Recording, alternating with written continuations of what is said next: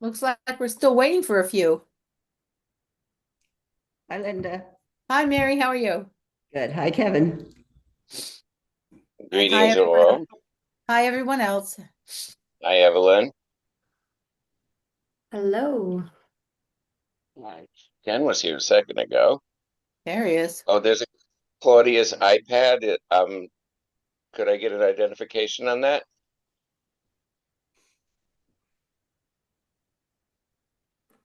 Claudia, iPad is muted, I They're believe. muted. They're muted. Yep. Yes. I'll be right back.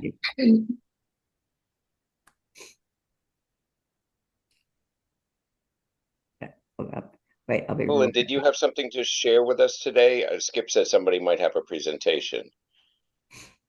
I don't have a full presentation with slides or anything. I was just gonna introduce myself Okay. and let you know how I can help with all the climate smart stuff. Yeah, Skip sent me some info, so I think you're the person I'm gonna need to be talking to. And Mary, I didn't want you to be the only one with a hat.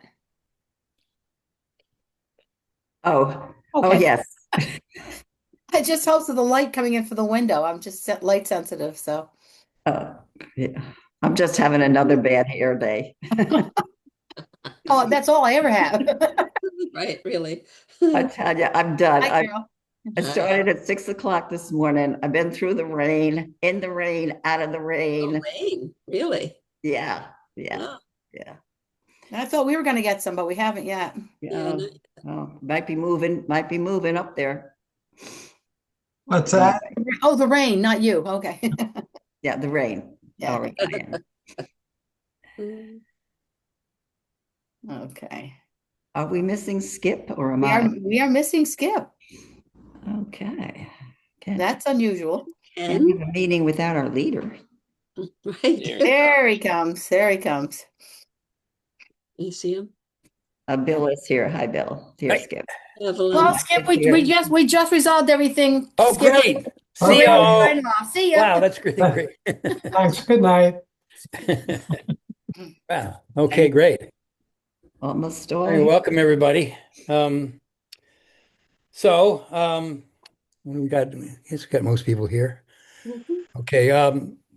Stephanie was going to come. She's on transit, so I don't know if she's going to actually make it. So, um, anyway, so we got the minutes. Has anybody got any additions, subtractions, multiplications of the minutes? Do we want to approve those? Okay, all in favor? Aye. Hi. Okay, all right. So I didn't do a good job on the agenda here. I didn't say welcome guests, which we need to welcome some guests here. So we have Evelyn Lefavier. Is that how you pronounce your last name? It's pretty close, LaFerrier. Lefavier. Okay, great. Right, yeah. And she's from Hudson Valley Regional Council, here to help us out with some of our CSC stuff. And then we also have Anna Herod McGrew. Is that correct? That is correct, yeah. And she's from CEC. And they're really going to help us out with getting some resiliency stuff together and vulnerability assessment. So we can start out with that. So fortunately, there was two meetings last week that Stephanie and Bill and myself attended. First with Anna, and again, she's with the Cornell Cooperative Extension. And they've been funded to help municipalities out with, at least in our case, the resiliency tool, assessment tool, and also working out the vulnerability assessment. And these are two also actions under PE7 of the Community Start Communities programs.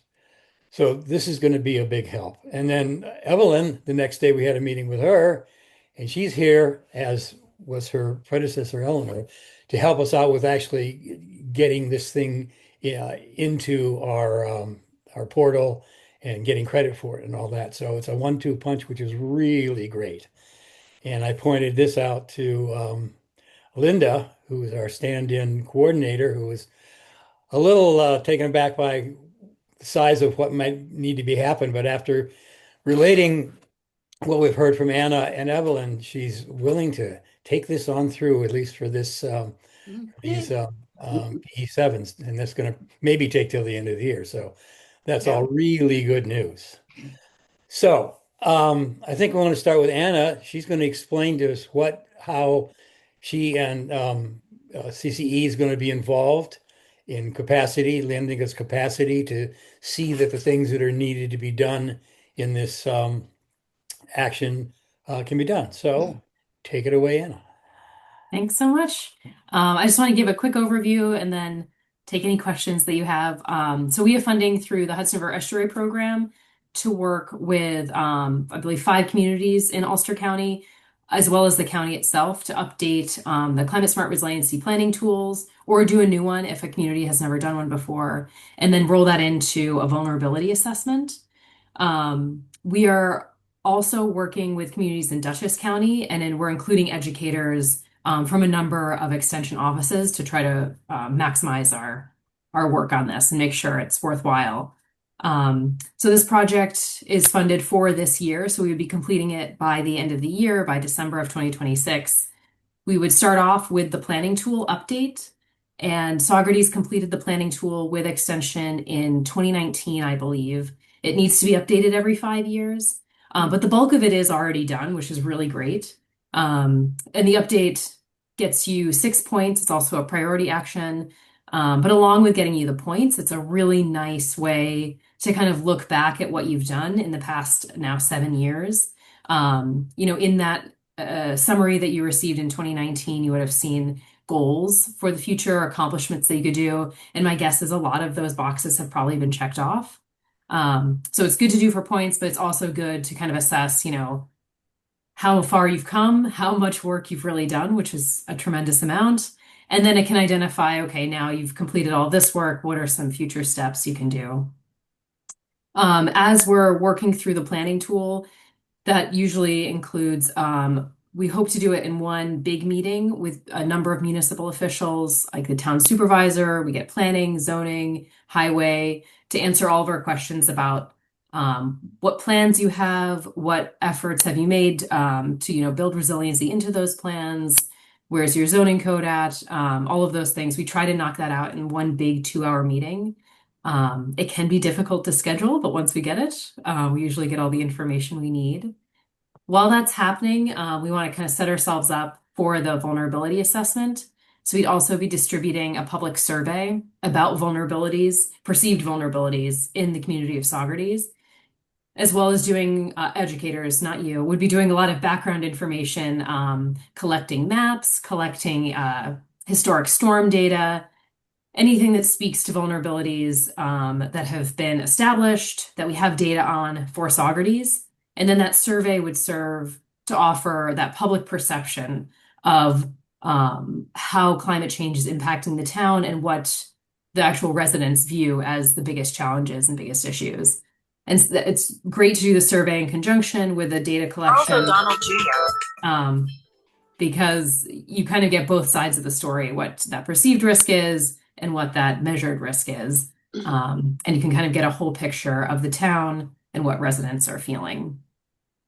Once those survey results are compiled, the planning tool we'd hope to finish by early summer, hopefully, if we can get the meeting on the books. And the survey would be distributed throughout the summer. And by August or early September, we'd be looking to schedule a vulnerability. We're kind of calling it a workshop, a community gathering where identified stakeholders from the town, identified by you as a group, or anybody you think is relevant that would have really great institutional knowledge of community, could come together and map out all of those vulnerabilities. We take a look at maps. We'd look at county level data, take it down to the municipal level. And that meeting would include all participating communities in Ulster County. So there would also be the opportunity to discuss similar challenges, similar accomplishments, and get an idea of what other communities are doing and what their vulnerabilities might be. And the meeting would really start at the county level of all the data that we have at the county level, and then kind of would include breakout groups. So each community would get together on its own to do a deeper dive into their vulnerabilities. And then that planning tool, that vulnerability, all the results from the vulnerability assessment workshop and survey would then be compiled into a final report. And that would be completed by December of this year. And then those are kind of steps 1 and 2. And step 3 would be compiling that and going even further and looking at adaptation strategies to complete a full climate adaptation plan. So it's a 3-step process where you complete the planning tool, or you make sure it's updated, or you conduct a vulnerability assessment.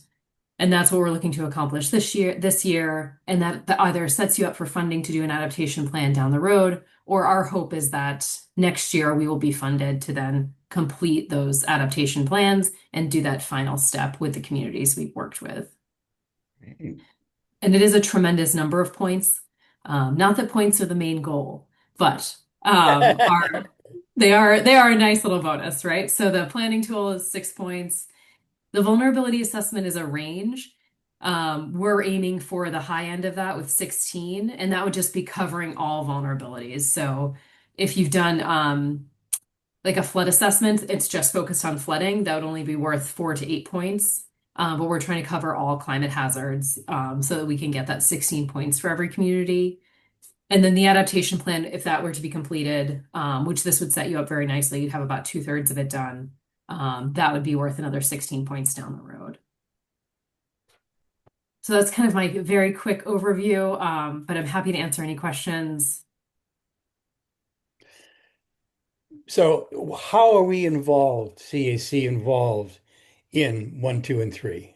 What's our role in this? You're doing the major amount of getting together of departments and stuff like that, and making the surveys and making the summaries. How do we help here? So our goal is to minimize the amount of volunteer time that you're putting in, but we do obviously need some assistance. So the biggest thing is connecting us with town officials that would need to participate in that in that meeting for the planning tool update. It's very helpful. If we're reaching out from the outside, we often get ignored because town officials have a lot to do. So it's very helpful if somebody from a committee can connect us to the town officials to gather that meeting together. If somebody could be present at that meeting, that is also helpful, not always required. The other big thing with this would be assisting in distribution of that survey. So just helping us identify the best places to either post it online. We can provide flyers with QR codes. We can provide printed flyer or printed surveys to distribute. But where can we distribute it to kind of maximize the return on that and get as many residents as possible to participate? That's kind of our goal. We would love to have a healthy response so that we're getting a more genuine view of what residents are really feeling and perceiving their risks are in regard to climate hazards. And then that workshop, we're really looking for people who know the town well. Those can be business leaders, they can be people from the task force like yourselves, longtime residents, people who can really speak to the hazards in the community, and assets, the community assets as well, like what's important to Saugerties and what might be a greatest risk if there is a flood event or a severe storm. And I think in the past we've struggled to get people to these vulnerability assessment meetings. So just having a lot of buy-in from a committee where you can discuss and kind of identify those individuals. And I'd say get at least 10. If we have more, that would be great. Really knowledgeable residents to attend that can really direct the meeting. Yeah. And that's about it for time and investment. Mary has her hand up. Yeah, I participated back in, was it 2019? In a similar, which sounds to me like a very similar process that we went through back then. Am I correct in assuming that this this program is similar in terms of the involvement of the CAC? Yes, to the planning tool, it would be a very similar process. It'd be a little bit less time since we already have the basis. We already have the first version of that. We're just looking to do an update. And then the vulnerability assessment would just be a little bit more, mostly with the survey distribution and then the vulnerability workshop itself, which would most likely be about a half a day event. Yeah, it sounds very, very similar. I remember attending, the workshop with representatives from the village and the town, and it was a great process, and it was very helpful. So, Is that the thing that resulted in the high water mark at the peninsula that goes out to the lighthouse?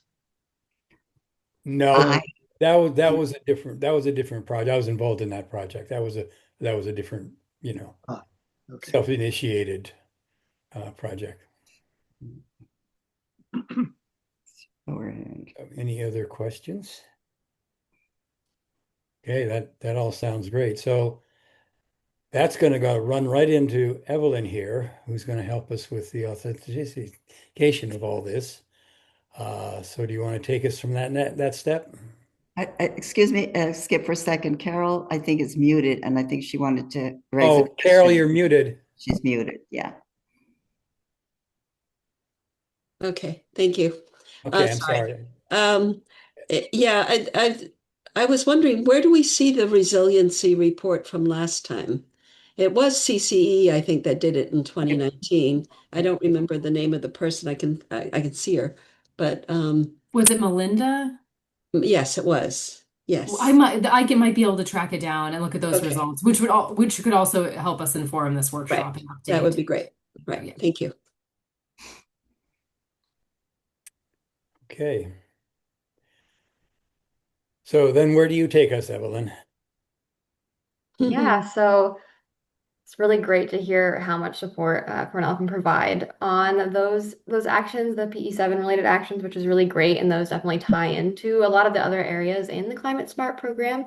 So my job title at Hudson Valley Regional Council is really long, but it's Clean Energy Communities and Climate Smart Communities Coordinator. And basically that means that I can provide assistance with both of those programs. So NYSERDA's Clean Energy Communities program, which we're expecting to reopen at some point soon. I'll definitely let you know. And then the Climate Smart Communities program. And what I can do is help to kind of map out like what actions do you want to focus on pursuing, what's kind of the timeline that we want to look at. So your current bronze certification expires in September 2029. So we have time to kind of think about what you want to do, what your next steps are, and kind of thinking about actions that we could start working on now because they have that like longer look back period. So things that will last for 5-10 years, and then other things that we'd want to wait until getting closer to when you're going to be submitting for recertification. So I can help review all of the different documentations that we're gathering, make sure that you have all of the right stuff that you need and what the DEC wants to see in the applications, and help with gathering that data and just kind of understanding what the DEC is looking for. And something else that's really cool is we've partnered with Ulster County and the Ulster County Department of the Environment for a kind of like a little extra program. They're calling it Ulster County Meta, or Municipal Energy Technical Assistance. So this just allows me to provide even more hands-on assistance with energy related projects. So specifically, it can be things like the Climate Smart application and other like planning documents and work like that. But also if the town has other clean energy or weatherization energy efficiency related projects like getting more solar or installing EV charging stations, things like that. I can help with finding like grant funding and applying for grants for those things, figuring out how all of that fits into the Climate Smart Communities program, and just kind of helping to provide project management assistance on that. So I'm kind of here to be your clean energy and climate expert slash if I don't know the answer to things, I know people that do and know how to find the answers, and can just help out with those projects. And because of the funding from Ulster County, I can really provide even more assistance on the climate smart applications than I can for communities outside of Ulster County. So definitely don't be afraid to send me a bunch of questions and ask for help on a lot of things because that's what I'm here for. Okay. Mary? Yeah, I think this is fantastic, and especially the connection between CSC and CEC. And as you may know, Evelyn, we've been working on a community climate action plan. So we're going to have a lot of, initiatives that the town will want to get started on in terms of clean energy. So I'm sure that you can be very helpful in that regard. Yeah, definitely. And that's really great to use that climate action plan to kind of map out priorities and see what projects you want to pursue first. And I can help figure out like what funding is out there and what makes sense to tackle based on, trying to not spend that much money but still get cool projects done. So that's a really good point in terms of setting the priorities. Which actions to start with. You can help with that to start with as we move forward to achieving the goals of reducing the greenhouse gas emissions. So I think, is there any way that you could help the town as it proceeds through the plan? In other words, is there any way that you can help saying, okay, our goal is 20, our first goal is, our first measure would be 2035. But is there a way that you can help the town say, okay, they started 2026, the town has done A, B, C, D, it's now like 2029 or 2030. Is there a way that you could help the town get some data to see what progress the town may have made in terms of reducing the goals? Because the idea here is we're going to have a census, in 10 years. So that's how we plan to measure our reductions in greenhouse gas emissions. Is there a way that you could help in the interim Yeah, I think definitely we just have to kind of go digging through a lot of the things that, you submitted previously for Climate Smart and look at other projects and kind of compare it to those goals. But that's definitely something I could help with. And I would just, need to work with you to kind of dig through all of the previous projects and progress that the town has made, but then we can kind of see what's been done and then what you want to prioritize for the future. Okay, thanks. Carol? Yeah, it seems like it's sort of like a strategic plan for the next 5 years or something like that, and trying to figure out what steps we need to do to get to 2030. And then the census will help inform from there on. But what I was thinking about, and it's mostly coming from the EMC, was the natural resource inventory that was done in the town of Hurley recently, and how they had taken well data and then used that to help inform where the development could happen and or should not happen. And I'm wondering where that might lie in between you and I'm sorry, who was the previous person? Anna? Emma. Thank you. Anna. Thank Anna. you. Anna. Yeah. Anna. Anna. Between you and Anna, can we get that done? Because I think that would be really helpful to the planning board, and I'm wearing my planning board hat. So anyway, thank you. Yeah, I think I know other communities. I believe I've worked with Hudson River Estuary program to do some of the NRI, and the DEC has a lot of great resources. So I think between our two organizations, definitely helping with that. And I know the Capital District Regional Planning, I'm forgetting the last letter in their acronym, but they are actually putting on a webinar about an NRI tool that they're putting out. So once I know more information about that, we could see if that's something we can use here.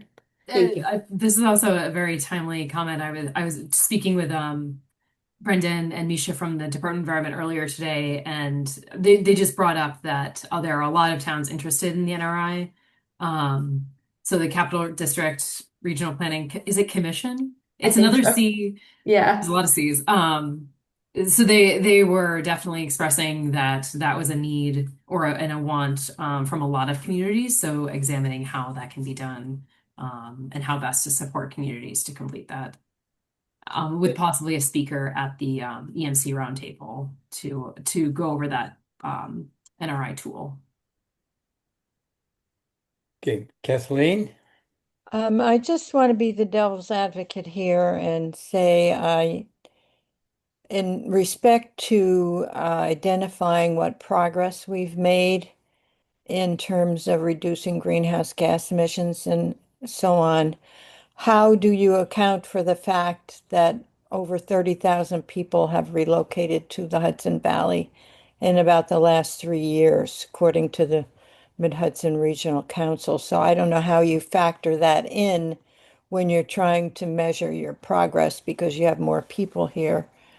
The other thing that I just wanted to mention is that we discussed the natural resources in inventory within the last year, and it's old and it needs to be updated, but there wasn't any movement at the time to do that. But it is fairly old. I can't remember the exact year, but 2010, mhm. 2010. That's when it was last done. Okay, so that's just my comments. Mhm. So many communities are in need of that, and you two are reaching out to see what help might be there to complete that, either funding or actual work. Yeah, and we'll see once the Climate Smart Communities grant program comes out. It should be coming out soon. I think it's just lots of delays with the state budget issues going on. But there have been grants there to support NRIs and other planning tools there. So we can definitely keep an eye out for those.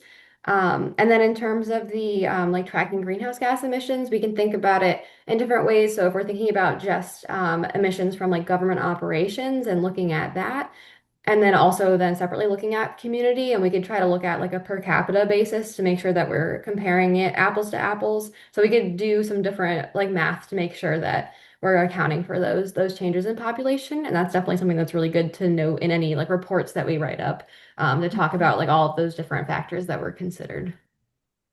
It's also come up in a lot of vulnerability assessments and adaptation planning that we've done in the past, that climate migration is also a vulnerability. And we don't have a lot of solutions or a tremendous amount of data on climate migration to the Northeast at this point, but it is identified as a very safe spot. So it has come up in discussions at vulnerability workshops in the past. Okay. Stephen, you have your hand up? Can you hear me? I can hear you. Okay, good. One of the things that came up in the Community Climate Action Plan was an emphasis on electric vehicles. And that's something we could probably figure a way to study because we could look at how many new charging stations have been put in. That was one of the recommendations. And that's a pretty concrete item. And it should be possible also, I guess, to look at the distribution of the kind of vehicles that are registered in Socrates. How many are electric? How many are thus and such through? I think the Bureau of Motor Vehicles has a database that so I couldn't work it, but there is one that lets you figure out how many people in Socrates registered in Socrates have a certain type of vehicle. Someone from the group in Kingston that talked to, I can't remember when I was. So that's another possible measuring stick. Emphasis on electric vehicles, hybrids, and so forth. See if we can chart any changes in the distribution of those as over the next 5 or 10 years. Yeah, I've used that tool through the state to see like registered vehicles for other communities, so I could definitely help with that, and you can Good. see the types of vehicles there. And then there are in the Climate Smart Communities program, there's different this is more for your like municipal fleet, but there's like a fleet inventory and looking at just like tracking all the vehicles that the town owns and looking at what percentage are electric and things like that. And also the electric vehicle charging station action is also can be a helpful way to kind of track all of those. So I think definitely all of these different initiatives, we can also figure out how to tie them into different climate smart actions to get points. Elizabeth? Yes, I also wondered whether there'd be any advice given between landowners wanting to put solar arrays on their land and advice on negotiating with the town about that, whether there's would be any capacity for that. Yeah, that's definitely something that I could help, do some research in. And then I also have a lot of connections with folks at like NYSERDA that work with a lot of those type of things and different policies. So that's definitely something that I can help with. And then the things that I don't know the answer to, I can find people who know the answers. And there are different, in the program, you can get points for having like rooftop solar campaigns and things like that and encouraging local residents to get solar. So that's something that could also kind of be worked in if the town wanted to, work on promoting those type of solar projects. Thank you. Kathleen, you still have your hand up. Do you have another question? Oh, sorry. No, I thought I lowered it, but sorry. All right, so relative to the community climate action plan and help there, the town in our plan, the town is charged with putting up an individual who will kind of organize the implementation. And there's help there for that person, or is there a person that can work with the town to actually do that stuff? Is there capacity there, much like CCC got funded to do the work for the PE7? Is there funding for someone who actually can work with the town to implement? Our plan's kind of it's general, and as it gets implemented, other specifics might come up, either different ways of looking at things or different ways of implementing. Is that kind of help available? And is it just guidance or is it actual involvement?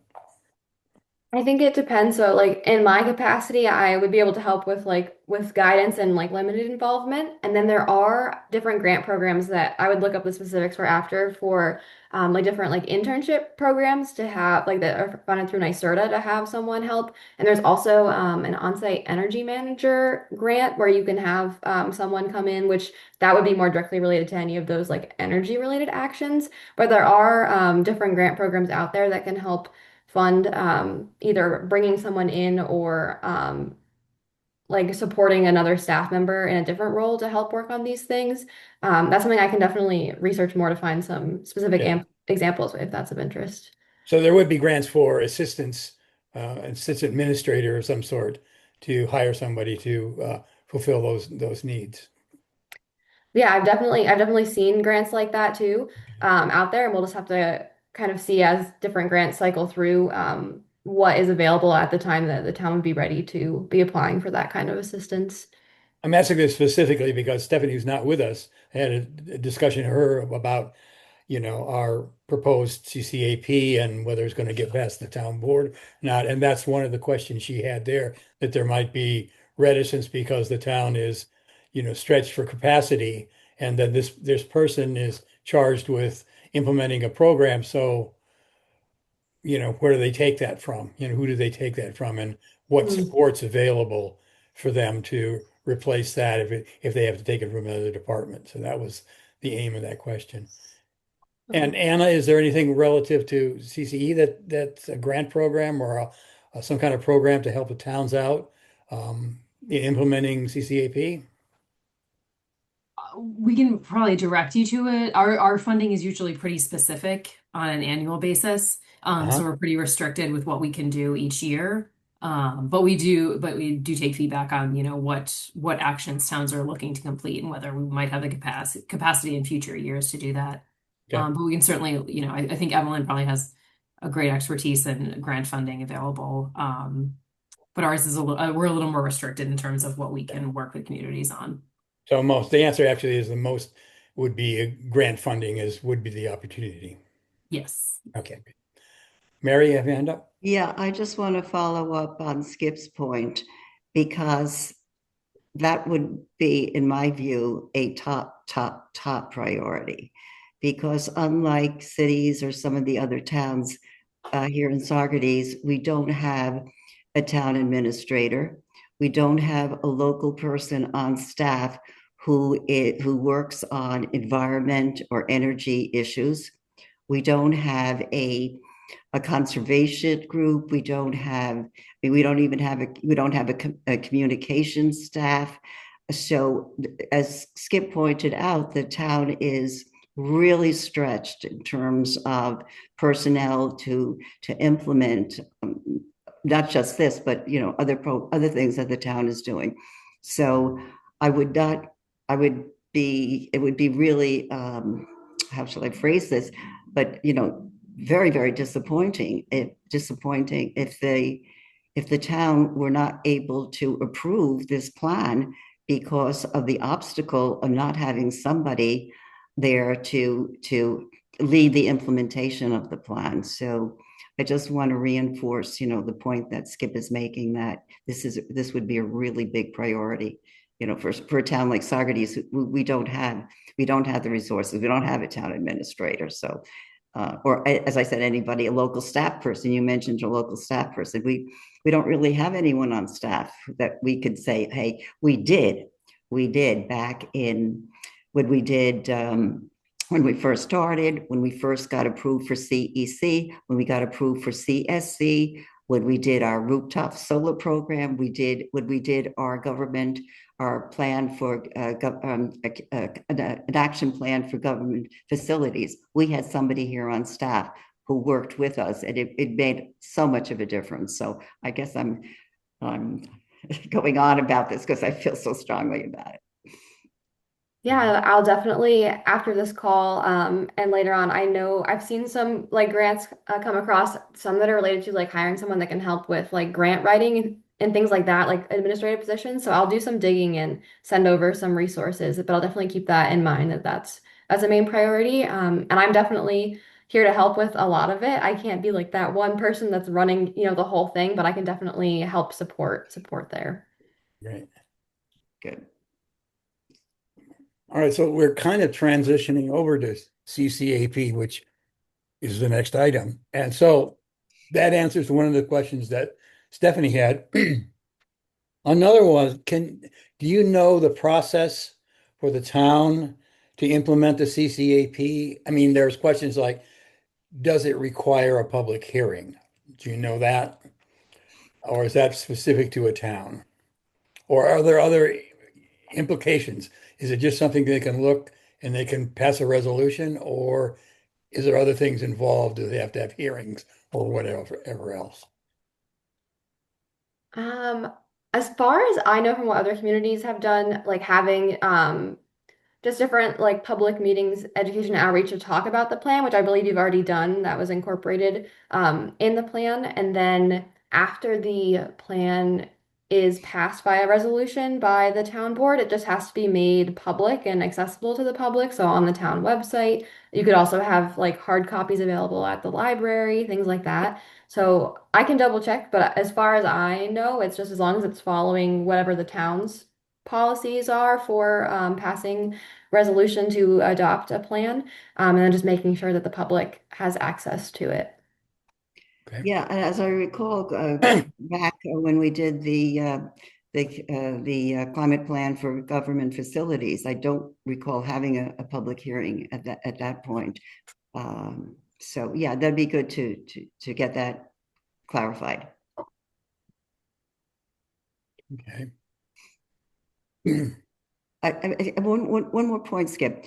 When I looked at what needs to be submitted, there was no there was nothing in that area of CSC that said, a public hearing is required.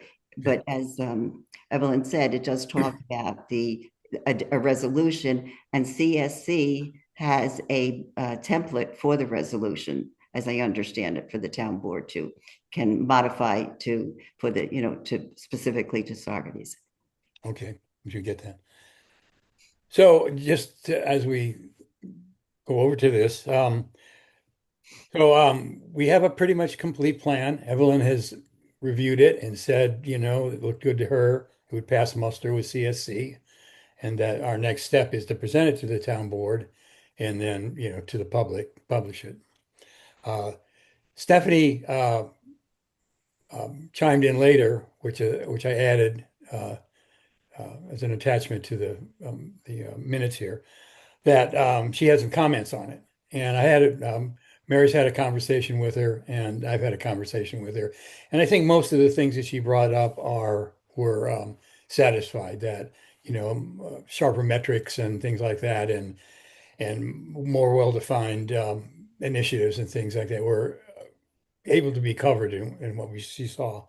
And her questions were, one about the necessity of a public hearing. One was the issue of how the town could be financially supported in doing this.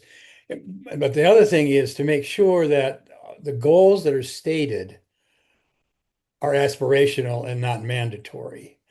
So that was a big question for her, because she didn't think the town, if anything there was mandatory, that I think they would, have reservations about that. So in the reading of it, Evelyn, do you see anything that we need to do more to put it forth that it's an aspirational, these are goals and not mandates to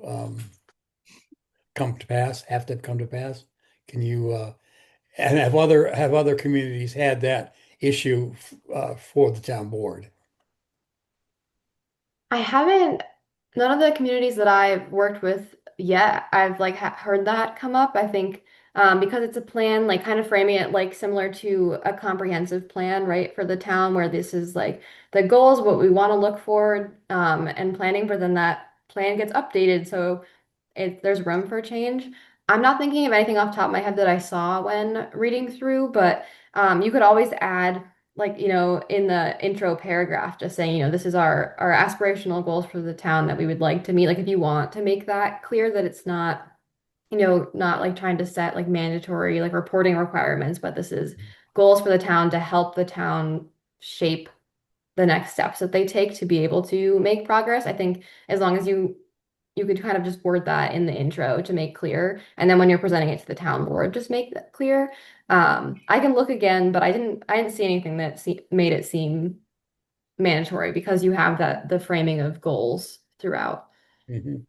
Yeah, and if I may jump in here, just to that point, we had several meetings where we discussed even using the word goals at one point. And in the plan, we talk about greenhouse gas reductions. And in the plan, we talk about the aim in the transportation sector to reduce greenhouse gas emissions.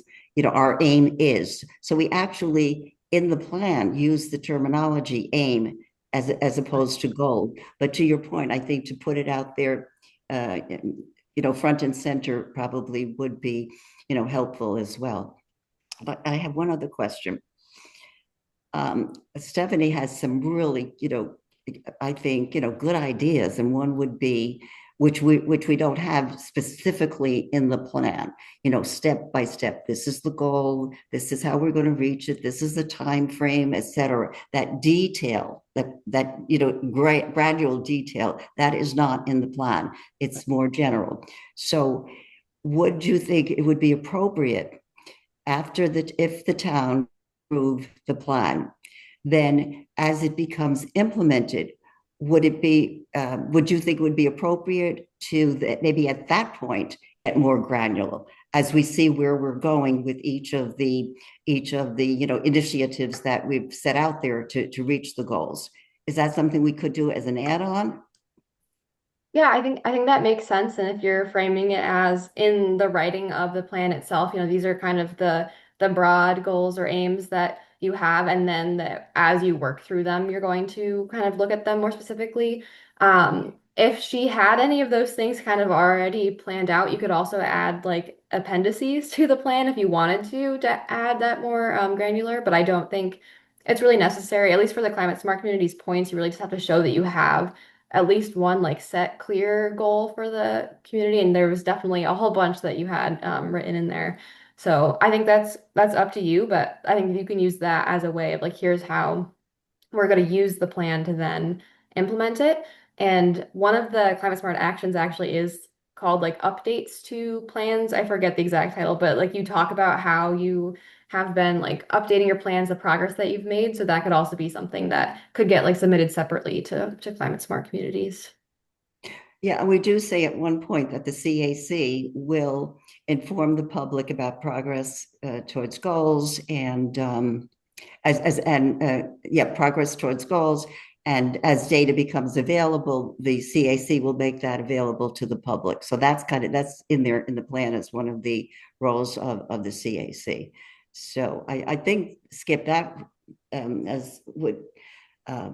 would probably satisfy, what Leslie is asking. And as we said, it's a good idea. It'd be nice to do it. But one of my points is I would rather not wait until we go through that process to get the plan approved. If the town is agreeable to approve it now with, the language that going forward, additional detail can be added, and as you use the word, updated. All right. So the only other question she had was, and this is not specifically to Evelyn or Anna, but to the group as a whole, is that the more clarity with the town designate that implements the plan. What are specifically the duties there? Because she would be reluctant, because it's so wide open, not having some verbiage in there about defining what those duties are. So what the role of the person who's appointed by the town to lead the implementation of the plan? Is that what you said? correct. Under the implementation section, it says the town will designate a person to, in cooperation with, implement. So can we come up with language that makes that more specific for her? How has this been handled, Evelyn? How has that been handled in? Yeah, I think, and one good thing that's really great about the Climate Smart Communities program is that you can go on the website and see what a whole bunch of other communities have submitted and kind of, steal what they've done, which I do a lot and share examples. I don't know off the top of my head necessarily if communities always like designate one person, but it's more so as a government, local government, we're going to work on these things. I'd have to look at some other examples to see kind of how they lay that out. But I don't think they all necessarily have like specifically like this is who's going to do it and what they're going to do. So they leave it, and most town governments are comfortable with leaving what their responsibility is there open. Yeah, I'll have to double check to give you a like clear answer and get some examples from other communities, but I don't think you necessarily like have to have Job it be like description. really like locked in who's going to be doing it and what exactly they're doing, but more so just like your general approach to how you're going to be Well, working to implement. her comment was, we say in the plan Mm, that the town will designate a person. Doesn't have to be a town board member, Right. but a person to head up implementation, and how that might be handled from other communities so as not to make the town feel that they're, signing on to something that they don't know what they're, getting into. Well, at one point in the plan, we talk about the, in the implementation, working with the person designated, works Yes. with, the department heads, Right. different That's- communities, different committees within the community. So, that still that, granularly describes it gives a description. But what about this? Because the thing is working with, I mean, what does that mean? Does Yeah, that I mean know. mandatorily having meetings regularly every month, or does that mean talking to them at a coffee shop? Yeah, no, I understand her. I understand the question, and I understand, the point behind it. Would it be appropriate as the town goes to the implementation stage, and when the town is considering who to appoint to lead this, would it be appropriate at that time to come with a more specific quote job description, or would that be too late in the process? I think from what, like, just kind of thinking about it, it would be what the town would want, I think, and what's going to be most effective for the town. I think other communities might have said, like, the CAC and Climate Smart Task Force are going to, like, lead the charge on tracking this, right? So it's not just one person. But I think you could include in the plan, like, once we, get towards the implementation stage, we're going to, like, maybe like the CAC is going to work with the town board to figure out what the responsibilities are. Um, but I don't think that you have to be that specific. But if that's what the town board will feel comfortable with, kind of having that plan and having specifics, I think that really depends on, what you think is going to get the town board to be on board and to actually want to work on implementing. Yeah, thank you. Obviously we put that in because we felt like the CAC doesn't have anybody specifically who can dedicate that much time to doing this. And I think that's why we had that in there this time. We didn't have it in last time when we did our CA. No, that's definitely why we put it there. Yeah. To- So, obviously we want to have somebody interfacing between us and the town board and trying to implement this. So I think, I don't know the strategy of this, but yeah, that's basically why we need somebody. Mike, you're we can't hear you, Mike. We used to have a special projects coordinator. I think Mary alluded to that. This is certainly a special project. And I think we need to at least advise the town board that it might require a paid position. I don't know that as we said before, the CAC is overloaded with all different kinds of projects that we may not be able to get one person out of the CAC to do that. And so I think we should start to consider that. It wouldn't be necessarily a full-time position, but certainly at least to move this project along, it might be a suggestion to the town board. Who was the special projects coordinator? Vernon Benjamin. And Vernon Benjamin was the Vernon. Oh, Vernon. I didn't And realize as I mentioned earlier, he really worked with us on the for government facilities. And I would also point out that this would not be, quote, a new hire. This would be replacing somebody who is no longer, with us. So That's correct. It's not a new hire. That's correct. Okay. So I guess we'll have to talk about that with Stephanie and maybe Bill about what the possibilities is, because if we require that and they say, we can't afford that, then if that sinks the plan, that would be unfortunate. Well, then it would be grant dependent, I guess. What, passing the plan would be grant dependent? No, the No, coordinator. getting somebody, yeah. Well, Vernon wasn't paid by a grant. I understand that, but He was on the payroll. right. I've never been on the payroll. I'm a contract worker. Mhm.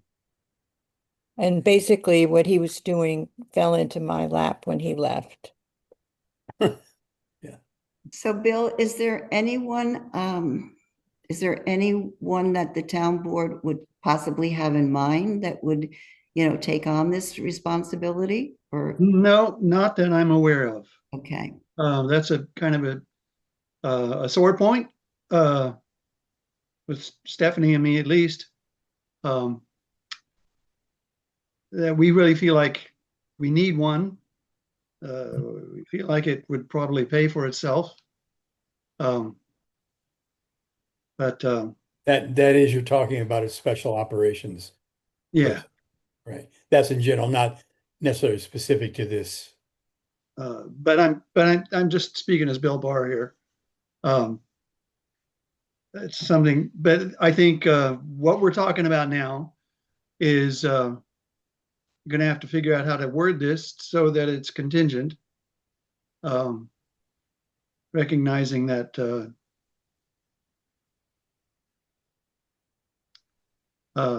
that we don't have anybody at this point for implementation. So Or sorry. that we might be able to get somebody to volunteer, a Yeah. board member or something like that.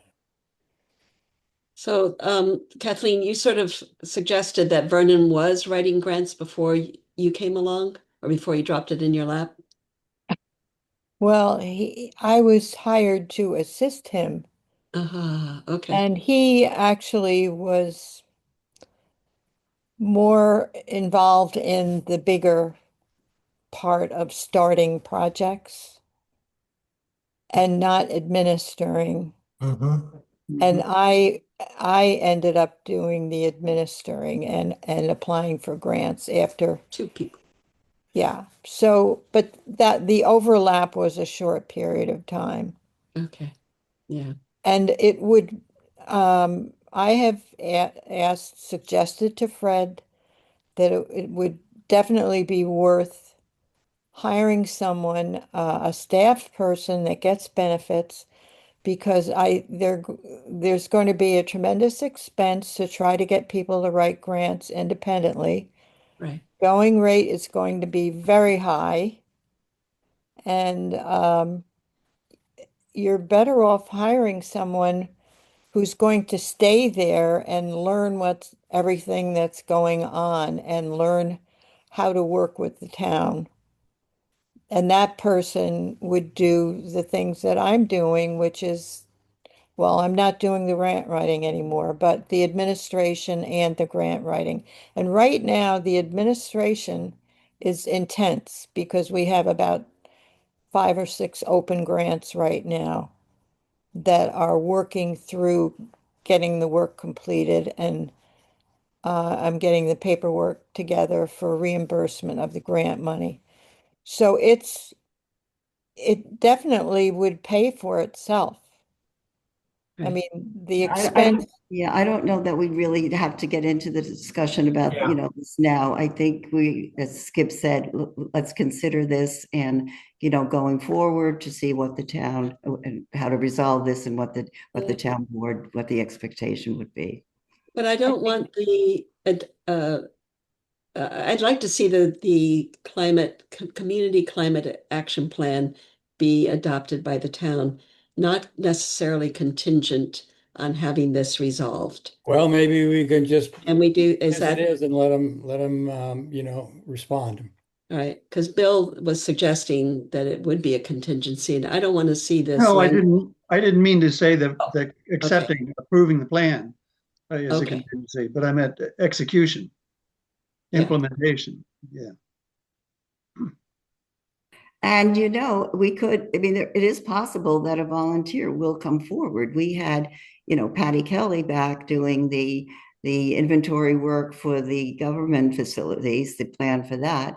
And she did it all as a volunteer. Vernon was here, did some of the writing. I worked on it. So, I mean, there is the possibility that a volunteer could come along.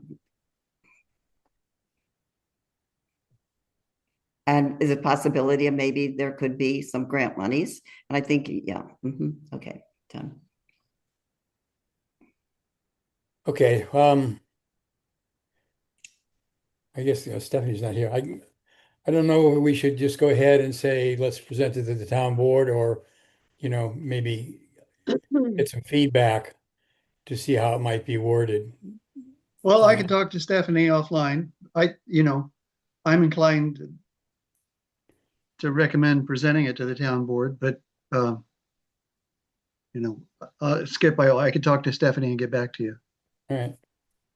Okay, so let's just leave it there and see, I would be in favor of, I mean, she was pretty on board with all the things. Yeah. Evelyn said it was good. It's Yeah, good this might be report. just a small point that,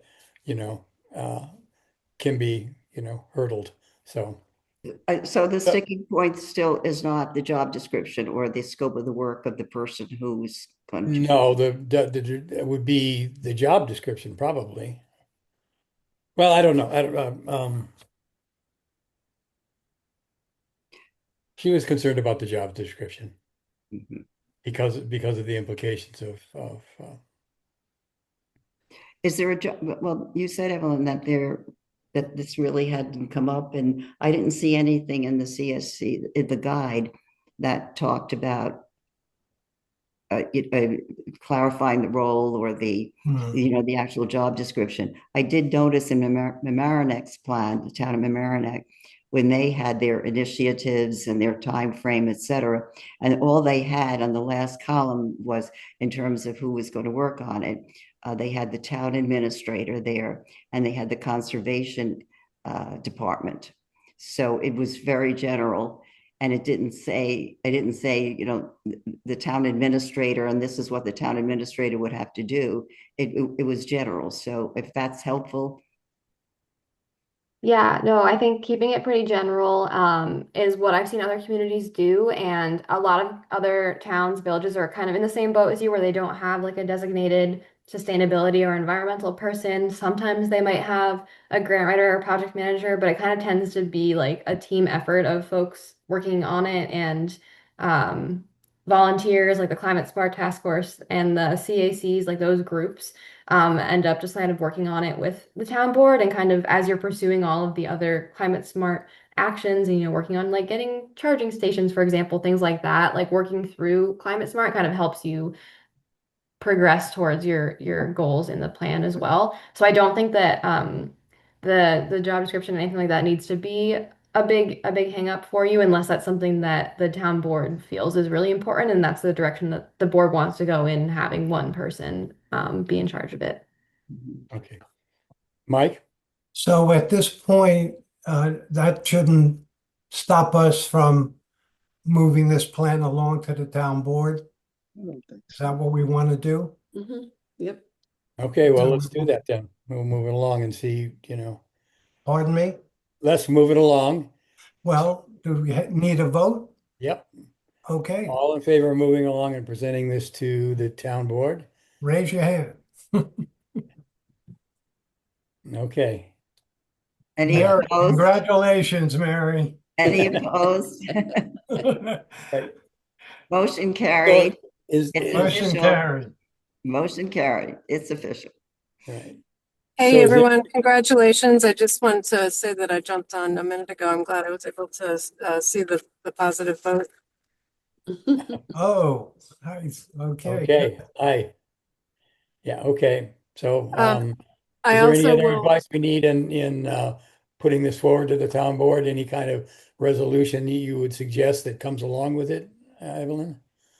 Or just, There is a template, right, Evelyn? There's a template that you can share.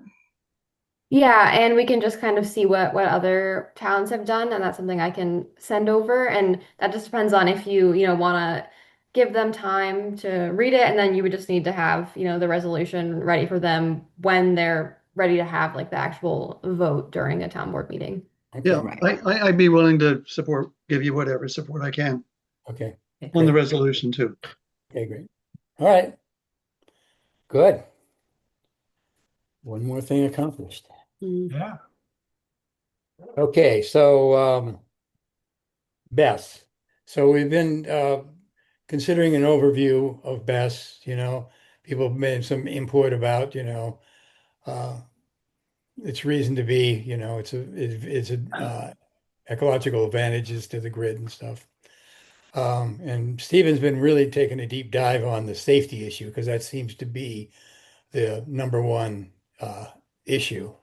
And pretty much what he's found is the incidence of the fires, although the descriptions are sometimes horrific, the actual incidents and implications are uh, not as scary as it might seem. But he's still going on with some, we've considered a lot of the information from meetings that people who are opposed, and he's digging in deeper on that just to make sure that we cover all our bases. So kind of where it stands, we'd like to have some more. Mike has jumped into the situation where we need more energy on the grid and, in energy transfer over to renewables, there's going to be more need for the electricity. But Hochul's now suggesting nuclear power plants. So Mike's kind of digging into that thing and seeing the balance, seeing if there's really a relationship between the balance of BESS and nuclear power plants. And also, there's a lot of information on the very successful uh, situations in Texas and California relative to BESS. So we should gather some more information, especially on the environmental aspects of those to possess while Stephen goes farther with his investigation. Do you want to say anything about that, Stephen, or shall we just wait longer for your investigation? You've put it well, Skip. I think we have some more work to do. And I think that can be accomplished in the next couple of weeks. More, and perhaps within a month, we'll have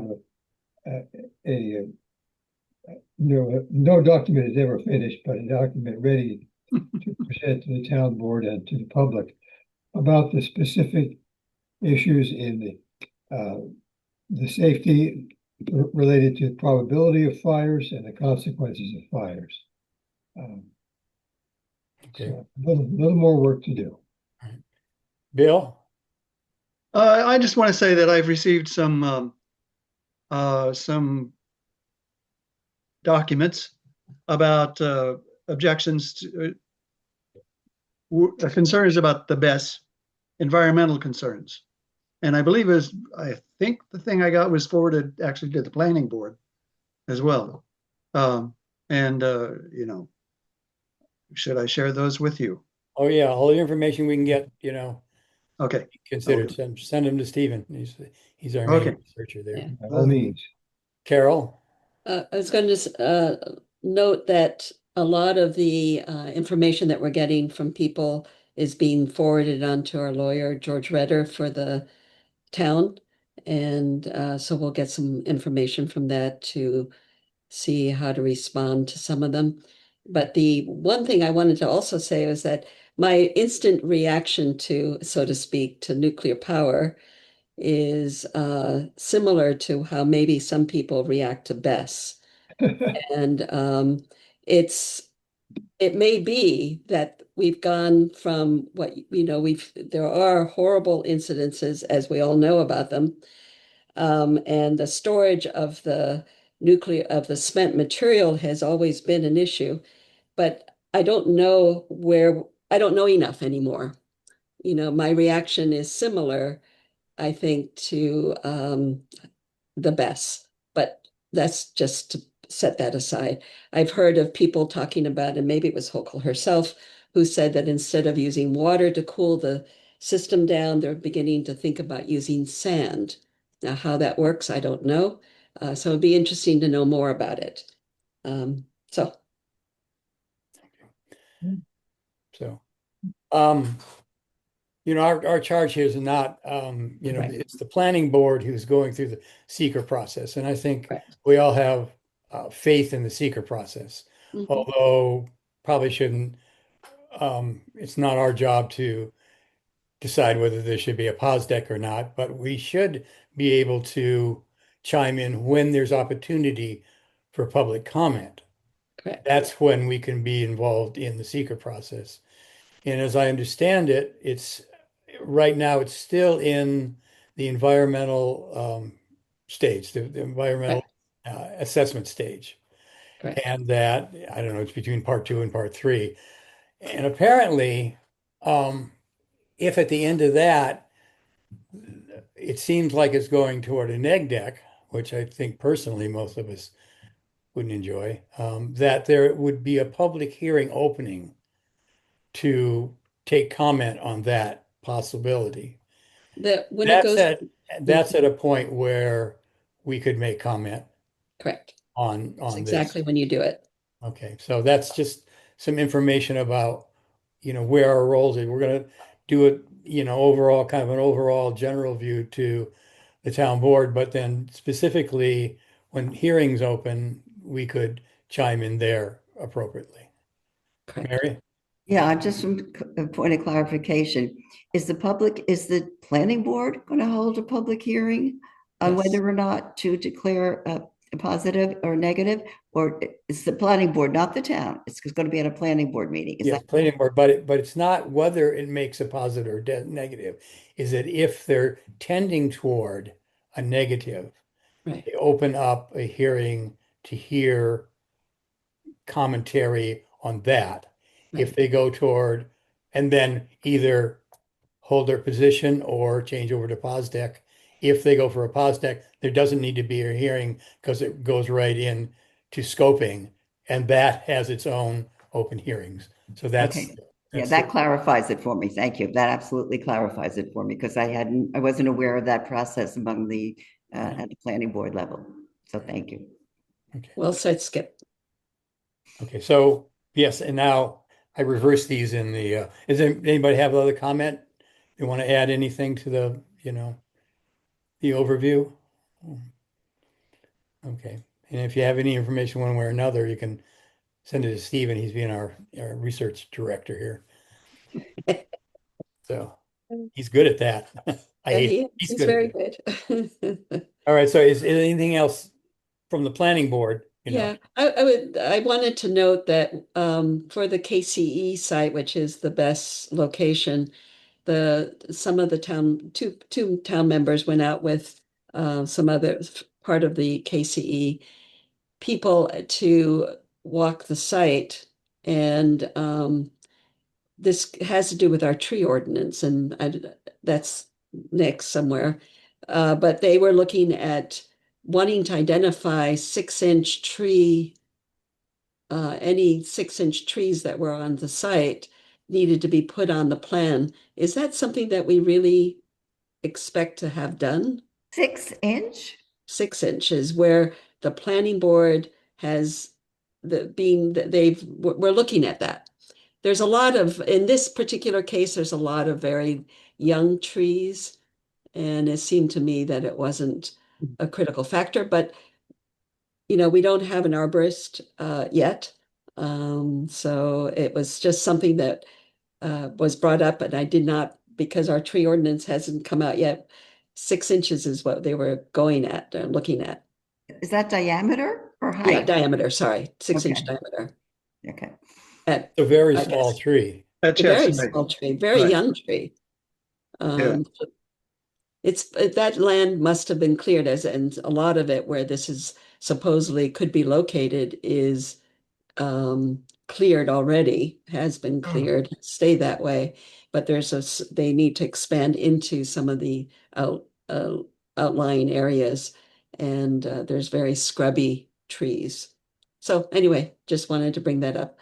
Are you just talking about the BEST project? Yeah, just the best project location. Not The other one the requires a whole lot of trees. The solar array. project requires a lot of trees to be removed. But Okay. nobody Yeah, I was making a one of big the- deal about that. And then we have, as a planning board, we haven't gone out. We're going to do a site visit to look at trees. We do this periodically on major developments, and we try to identify trees that make sense to hold on to, or come up with some way to replace, if we're having to remove a bunch, having to replace more somewhere else. We just don't have any guidance right now. So we're basically going out there with the 6-inch diameter kind of idea. Yeah, Bill.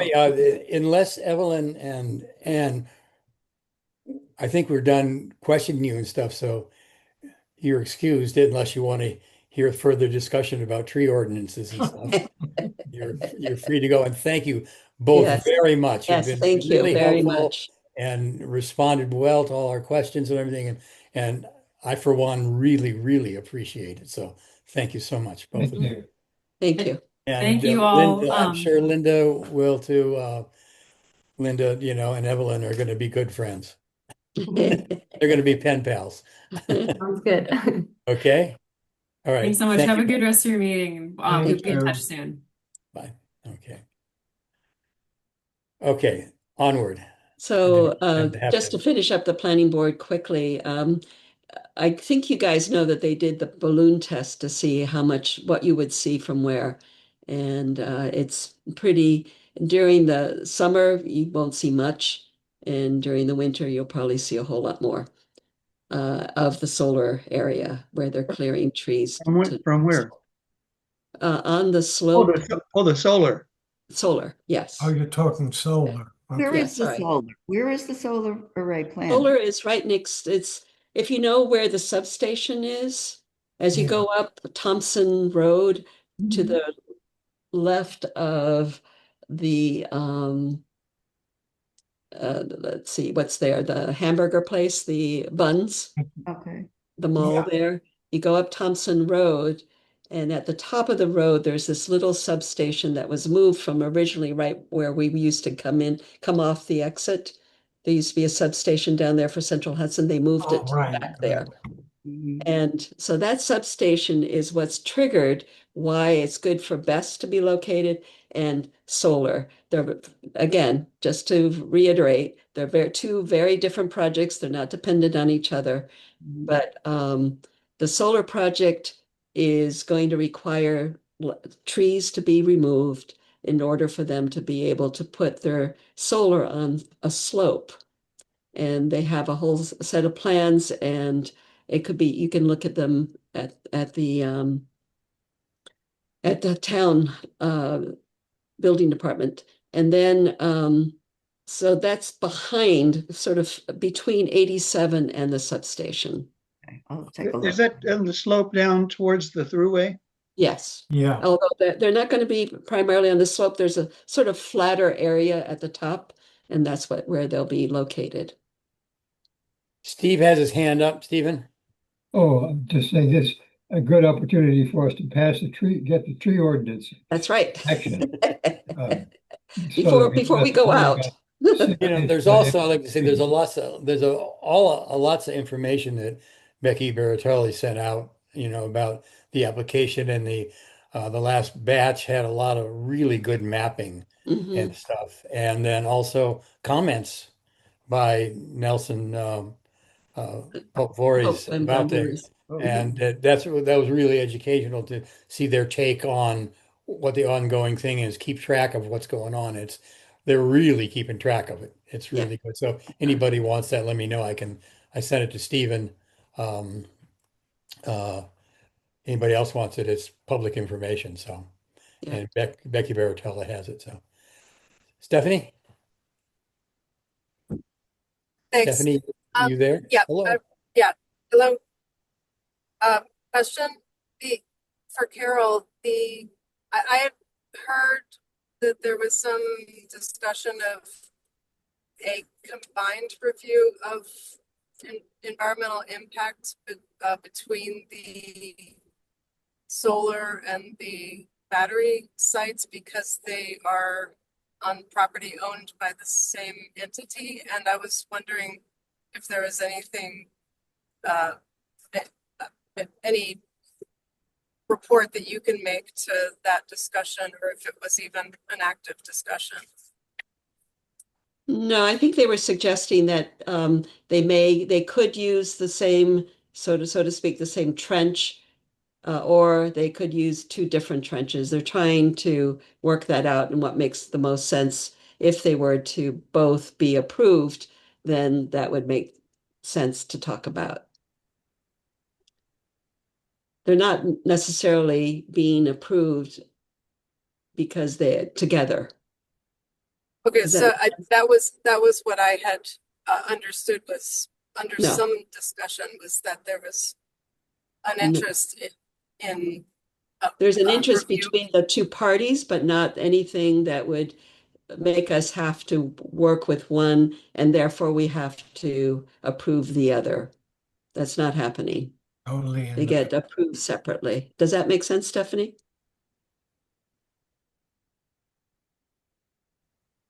Bill?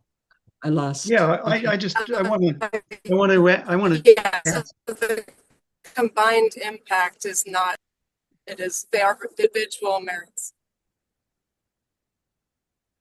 Correct. Okay. Yes. Thank you. And I think it's important, Carol, I don't want to correct you, but you said approved. And Right. And we're not necessarily approving them. yes, evaluating the impact. Evaluating, yes, Yeah. sorry. That's good. I just in case, just don't want to Yeah, we don't want set off people any to alarms rubber either. stamp, misinformed. Yeah. And the trench is so for careful. the transmission, the connection, the lines for to the substation. Is that what the trench is? Yeah, I just know that there may be ways to use the road. I don't really know all the variations on it, but it has All to right. be I with the just curious. road, and maybe we don't have to clear that many trees if we do it together here. Whatever it is, that's between them if they both get approved, and we don't know that yet. Yeah. Okay. Thank you. I didn't need to know that. I was just No. curious. So those are the two most salient. And the one project that is requiring perhaps a town road extension so that Black Walnut Farm can have their wedding a little more safely. It requires right now people to cross the railroad tracks. Yeah. And so that's an issue. And right now they have a way to bring people by bus, and there's enough queuing. It's 440 feet or 400 feet between the railroad tracks and Old Kings Highway. So that was of interest. How dangerous is that to have people coming to a wedding party and then saying, oh, I can't turn in there. So they have to have a plan. They have a plan now in place that the town board, I think, has approved. Is that true, Bill? I'm not sure. I saw the proposal. Yeah. I read it. I don't think it, Maybe I it's don't remember it being approved. Yeah. Yeah. Okay. That's pretty much it. Yeah, we canceled our last meeting, so. Oh, that's right. I saw that. Yeah. So anything on EMC?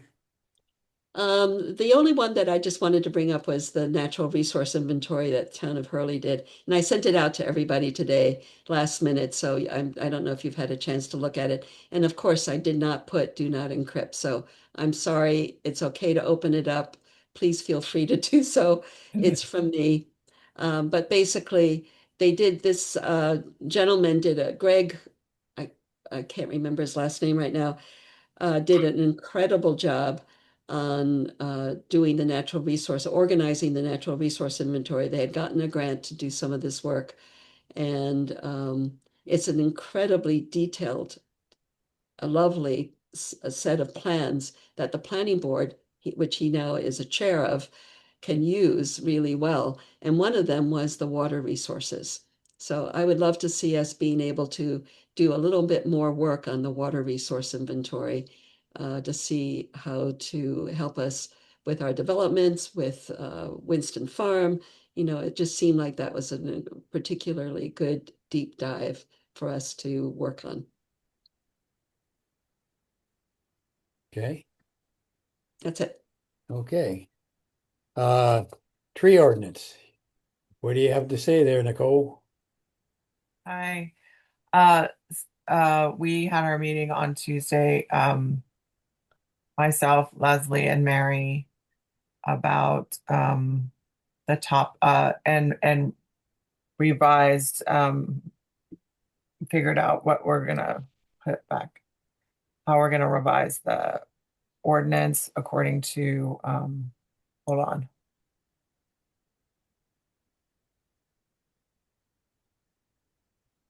Forested land versus forested land, not versus, but forested land and non-forested land definitions. And I'm just going to read it to you now because we didn't we didn't finish it in time to send it with the deadline that I was given by Skip. So unless, and I can just send this to Skip after to email to you. So if you want to look at it closer, or and then of course we can talk about it now too.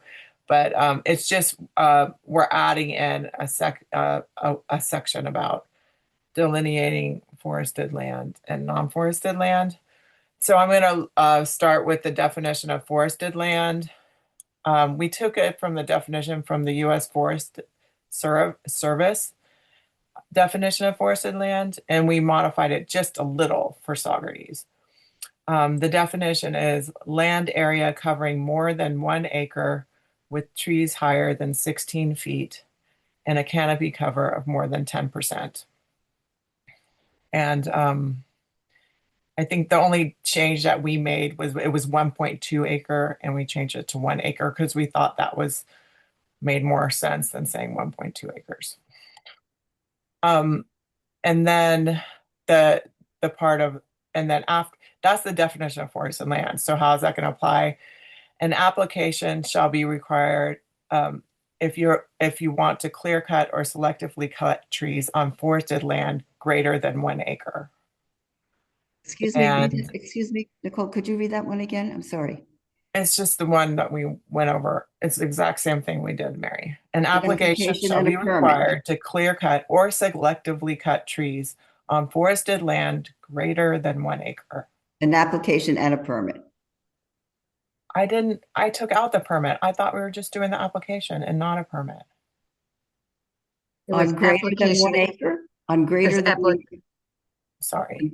My understanding, well, maybe we should, Okay, Leslie, did you want to say something about that? I thought it was application and approval with basically on the application, it's a check approve or check unapprove, gets stamped and dated by the town. Yeah, the application is serving as a sort of permit. Or they get it back. And it's approved or unapproved. But Mary was saying, oh yeah, the fee, that was the, yeah. Right. What you're talking about is on forested land, less than 1 acre. All you need is an application, no permit, no fee, for 1 acre. But on forested land, it greater than 1 acre. If you got 10 acres, anything greater than 1 acre, you need an application and a permit. Okay. Right? Well, I'm sorry. I'm sorry. I guess I misunderstood during our meeting about that, but I thought it was just an application. I thought we were deleting the word permit, but I'll put it back in. It's fine. Hold on. I don't want to discuss back and forth about the permit thing because I don't really know about it. But if everybody else wants to chime in of application and permit, because of I was just going to read what we had, but unfortunately, when I sent it to Mary and Leslie earlier today, for some reason the background was black, and so they couldn't read what I had. And so now thoroughly I'm chiming in on edits. But it might say application and permit at this point. It sounds like Mary would like to do that, which is fine with me. No, only for greater than 1 acre. That's my point. Okay. Let me just finish reading it. It's very short. It's going to last, it's literally a minute of writing, maybe a couple minutes. Okay. But so that's so basically we're still on the forested land topic. So you do an application and a permit if you want to clear cut or selectively cut trees on forested land greater than 1 acre. Okay.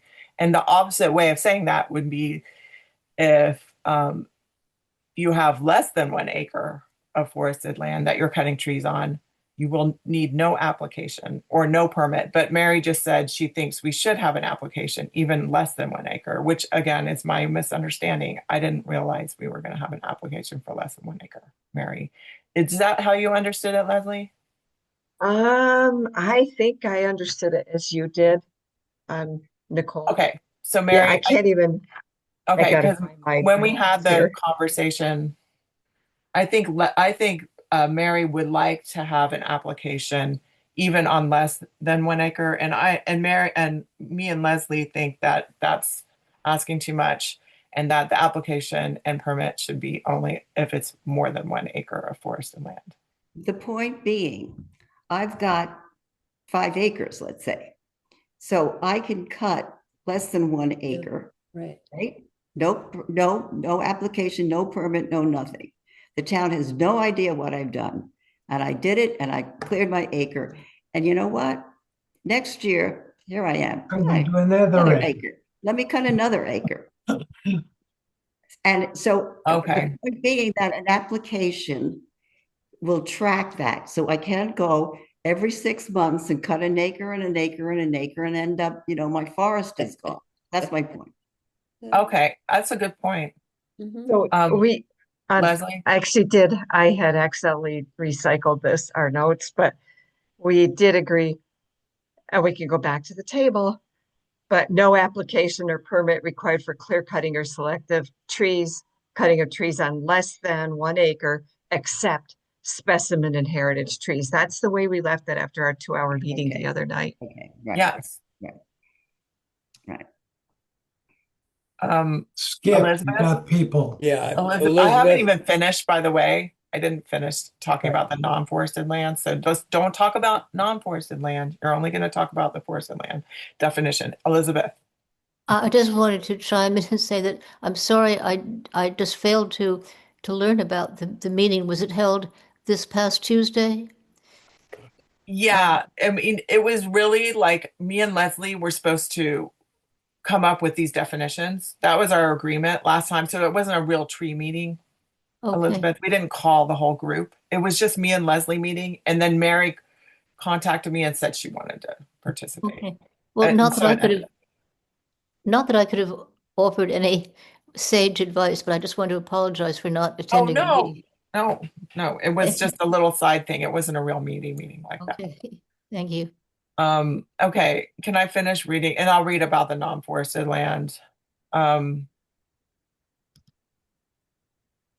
Non-forested land is defined as land area covering less than 1 acre and a canopy cover of less than 10%.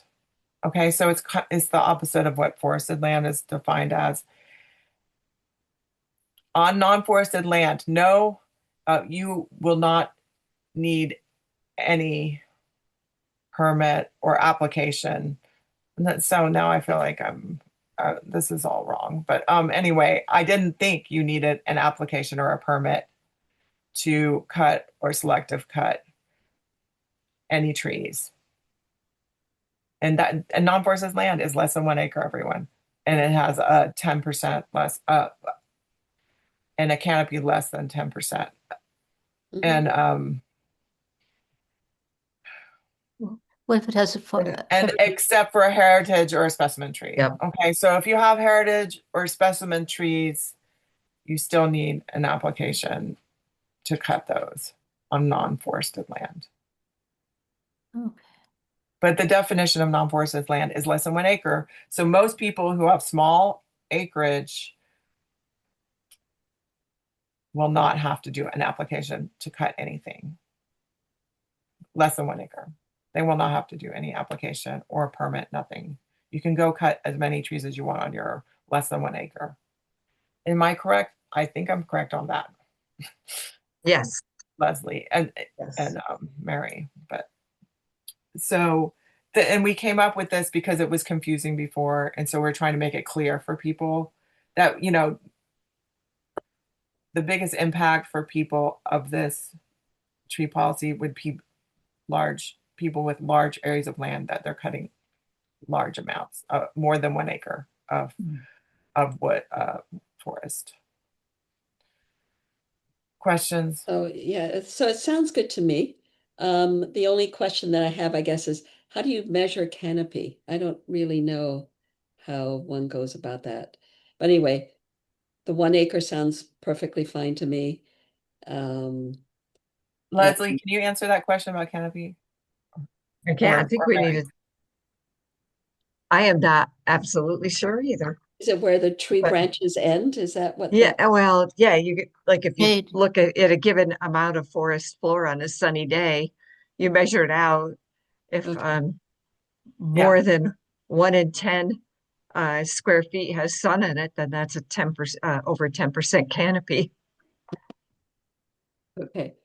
Mary? So anyway, I think that helps with homeowners, and it also addresses what developers might need to be dealing with. All right, Mary?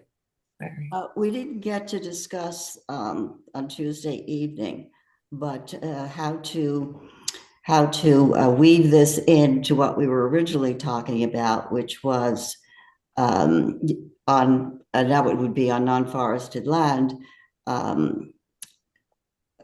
Okay, that you cut trees that are not a heritage or a specimen tree, and we didn't get to talk about it. So, and less than 18 inches in diameter.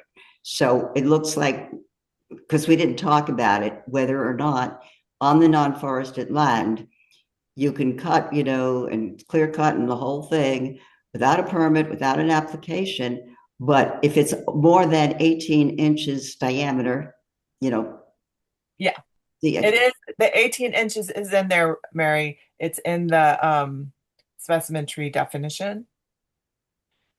Is large. Our definition of specimen tree is over 18 inches. So basically, a specimen tree, is over 18 inches in diameter. A heritage tree is not necessarily. So the question is, do we need to say you can cut a tree that is less than 18 inches in diameter, or is it covered by saying no, you can't cut a heritage or a specimen? That's what I'm. Well, it is covered because we define specimen tree as over 18 inches, and heritage tree. Well, if you cut a heritage tree, will be like the community coming out and saying this tree, even though it's not 18 inches, we still think this is a heritage tree, or we talked about this a little. Yeah, it's confusing for me, but. Ken? Unmute. You're muted, Ken. You're muted, Ken. Gotcha. Thank you, Skip. Thank you, Carol. Just by the names, forested and non-forested sound like opposites. Can there be something that is neither forested nor non-forested? Or do they cover every possibility? When I looked into this, or- when I looked into it, there was, and I didn't want to go there, but when I looked into it, I did see a category called wooded land, and a definition of wooded land. Because in English, ordinarily, non-something means everything that is not the thing you identified. So just the words themselves would indicate to most people non-forested means it's not forested. It's anything but forested. And if there's a third category, that could be very misleading. Very good point. It's a good point, but at the same time, how are we going to delineate between the smaller landowners and the larger ones? I'm not in your group, so I don't know. We could I wouldn't change want to the be in name your to. group. It's been very odd. Yeah, and also I have a less than 1 acre, and I have forest on my acre, half of it. But I would still be considered non-forested. Nicole, I have no idea how you do that, but to I'm most okay with that. people, if you say non-something, it means everything else.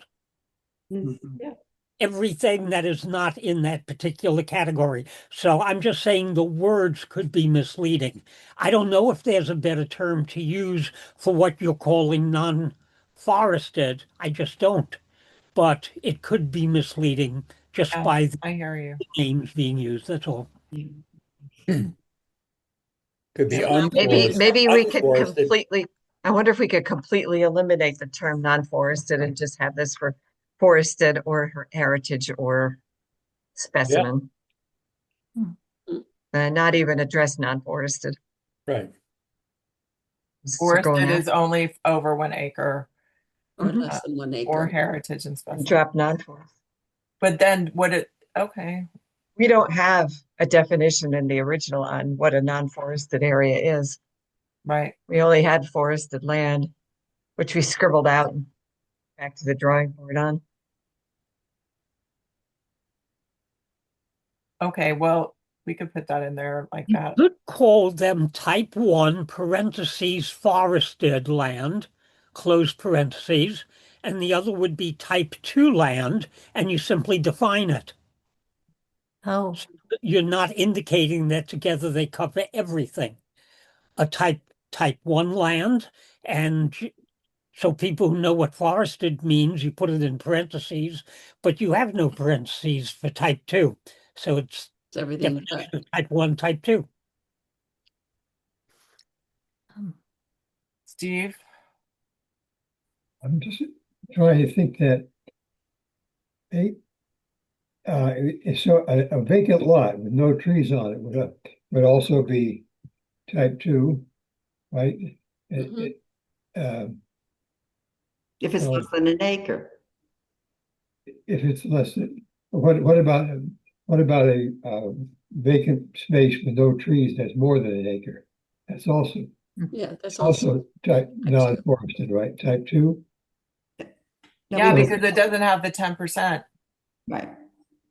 But right. Good point. why don't we forget the less than 10% trees and just have, I think I'm getting this from Ken, forested with more than 10% canopy, or everything else, which can include land that's bare of all vegetation, or land that has a few trees on it. The same restrictions would apply to the trees. No cut heritage, no cut specimens. oh, Yeah, sorry. My partner is leaving. He had to chime in. Okay. I mean, that would be more clear, Steve, if we just named what the other type 2 is. Bare land, a land with a few trees, as long as they're not heritage or specimen. I think that would work. Yeah. Or you could call it meadow. I mean, it could be meadow or I don't know. Parking lot. We probably shouldn't describe all of what else it could be. It's just, if it's not forested land, it's something else that Right. you don't need You don't to need to have an say. exhausted list that you could I know. select from. Elizabeth? No. yes. Stephanie's next. Stephanie's next. Stephanie. Let me do this. Stephanie's next. Thanks. Yep, thanks. I haven't been privy to previous discussions, so apologies if this is territory covered long ago. But I'll just take a minute. What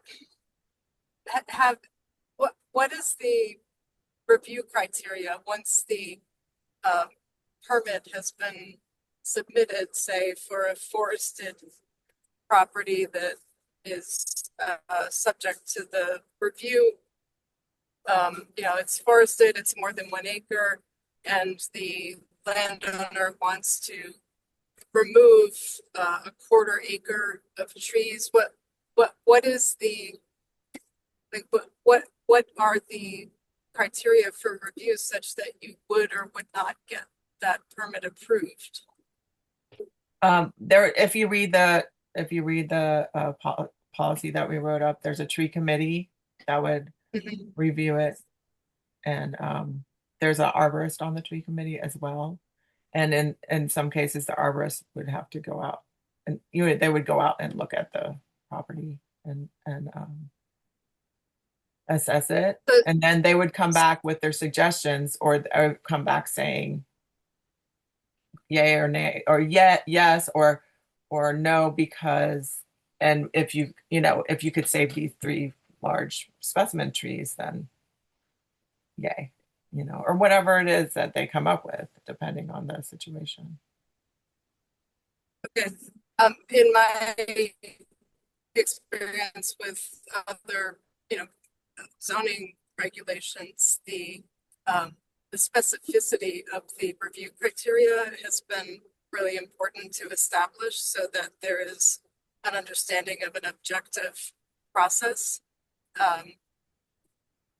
When it's, in the purview of a planning board, for instance, the zoning code establishes certain specific criteria of review. It's meant to be establishing parameters very clearly. Unless there's something that I'm missing. You're fading out, Stephanie. Yeah, I'm having difficulty with hearing. There would be yeah, okay. Okay, sorry. You're about that, cutting out, because but I am think that's an driving, but important point you're that's making one, yeah, about specificity of review thank criteria. you. And I think And more specifics yeah, will be developed. I mean, I think the tree committee will have that. I mean, I don't think it's just going to be random, whatever. We're just going to go out and walk. They'll have the criteria. okay, We have not written, I mean, we've written that we want to protect as much trees as possible, yeah. but we And haven't then written just specific. okay, thank you. A few other questions. If a property owner has vacant land and proposes to build a house in a certain location, there should be some provisions for consideration of, the plan of land development, allowing the property owner a certain latitude of decision making about where their development is. And I don't know what the nuances would be, but that I don't think that a tree ordinance can constrain development excessively, and that's going to be something that the tree committee will have to navigate in the relationship of this resolution draft to what I would expect it would become, which is zoning code language. And so I'll just stop there because I am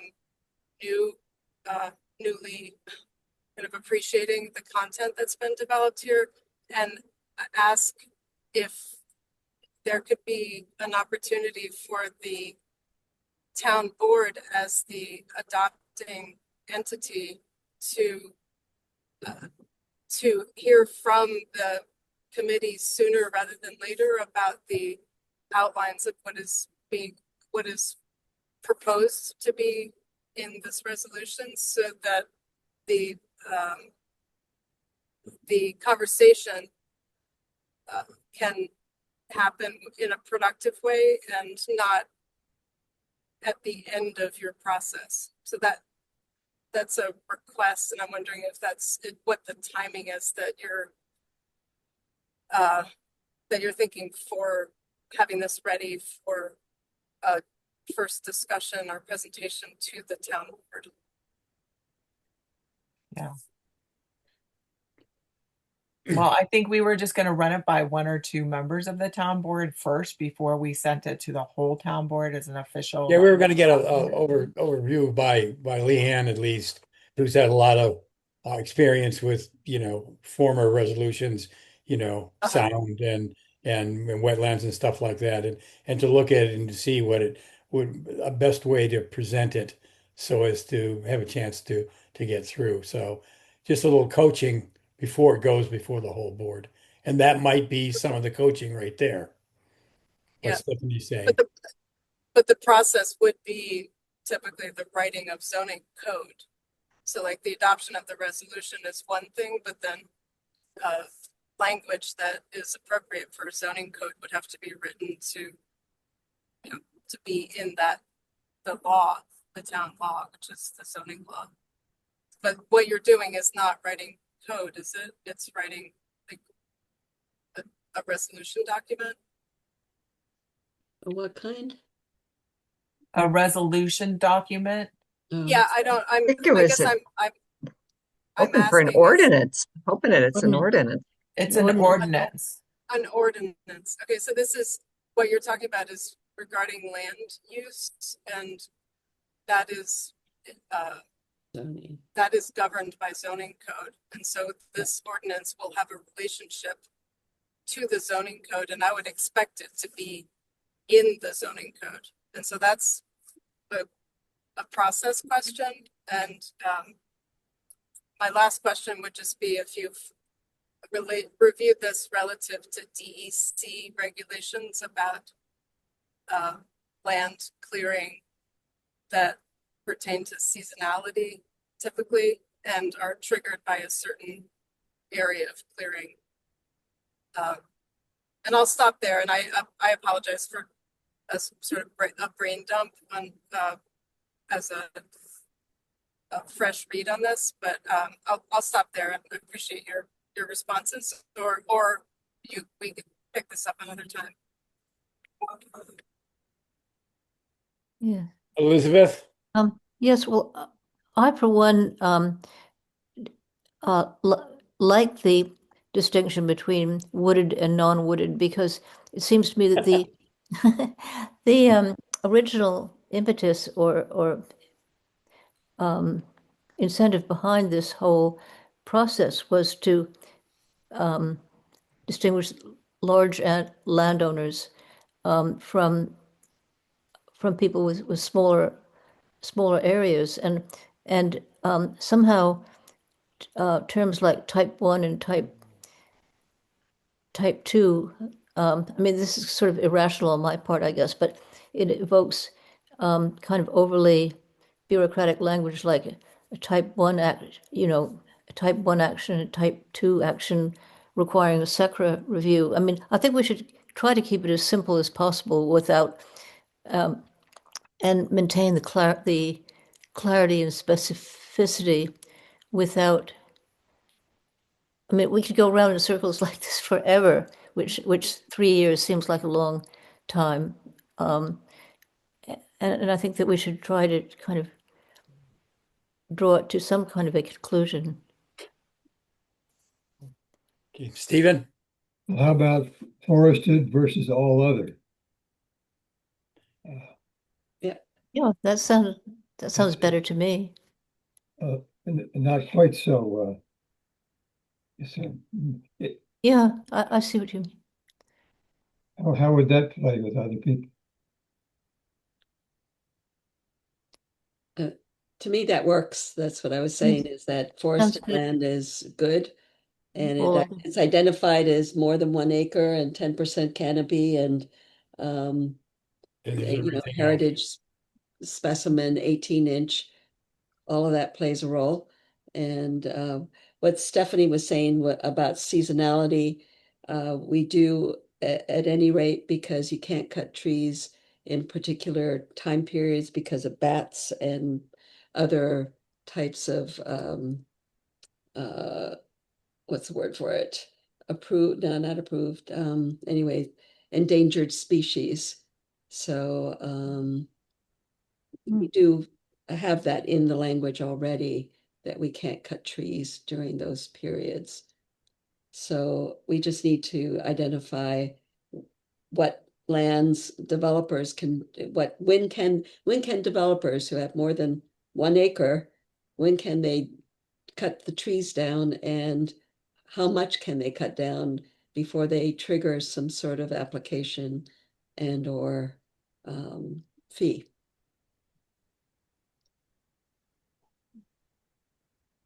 Who is FA? Oh, Stephanie.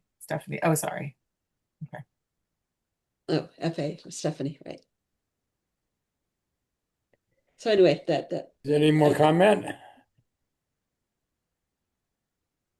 So, well, I guess I'll revise it according to what we just discussed and send it back out. So we can just put it back in and send it to Skip. And then he can send it out to the group. And I guess we could send it to, at that point, if everything's good, we can send it to Leanne. Leanne is good. Thank you, Nicole. Yes. Thank you very much. It's exhausting for you. What was just exhausting was that I did all the work and I sent it to them last night, and it came, for some reason, it came with like black background, so they couldn't read me writing it up. And then we came in, so I felt like I was coming in here cold turkey without their comments, and then I don't know why She things like that happen. Make things she sent it stressful. to Department of Justice and they thoroughly redacted it. Great can.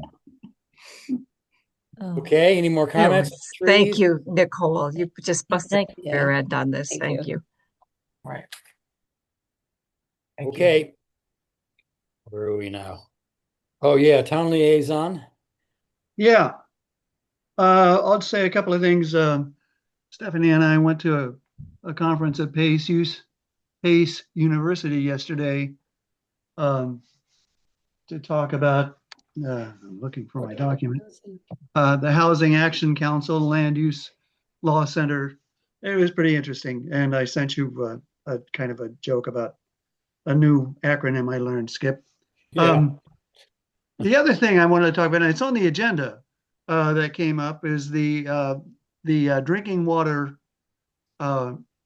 protection plan, Drinking water source protection plan. source protection plan. Thank you. And I have some information on that. And wherever that is. I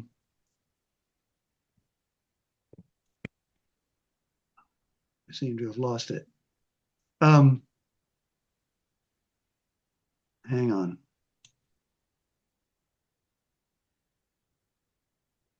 And oh, okay. Through that, we will get a technical assistant to help us develop, create a stakeholder group and create a community plan. I'm kind of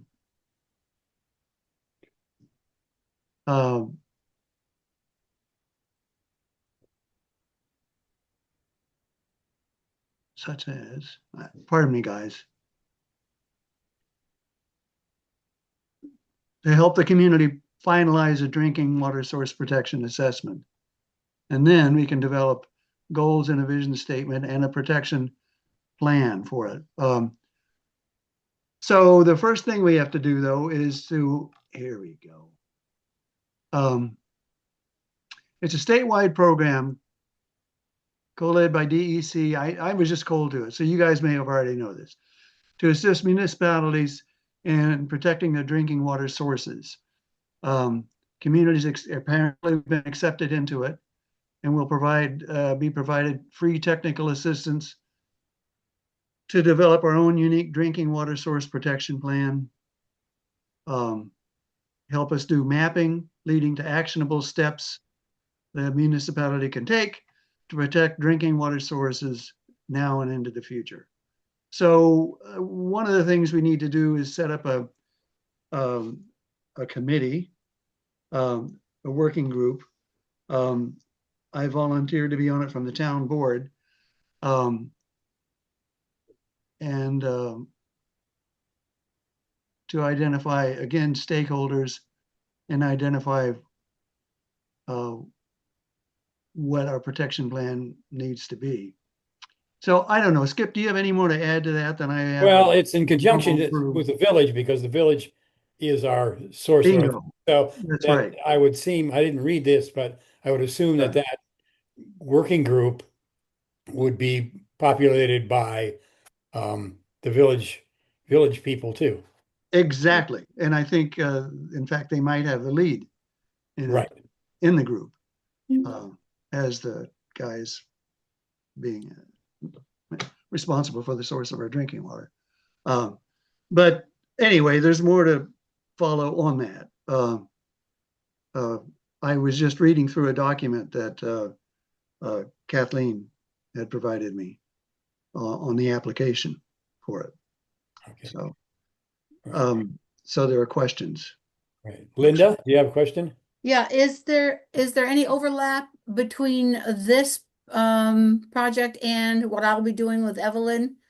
You know, I was thinking there might be as I was reading I'd be that. glad to get on board with that because it seems like there's going to be overlap. Yeah. And I can at least ask her when I speak with her about that. Yeah. Yeah. We might be able to use Evelyn as assistance in it. Mm-hmm. Yeah.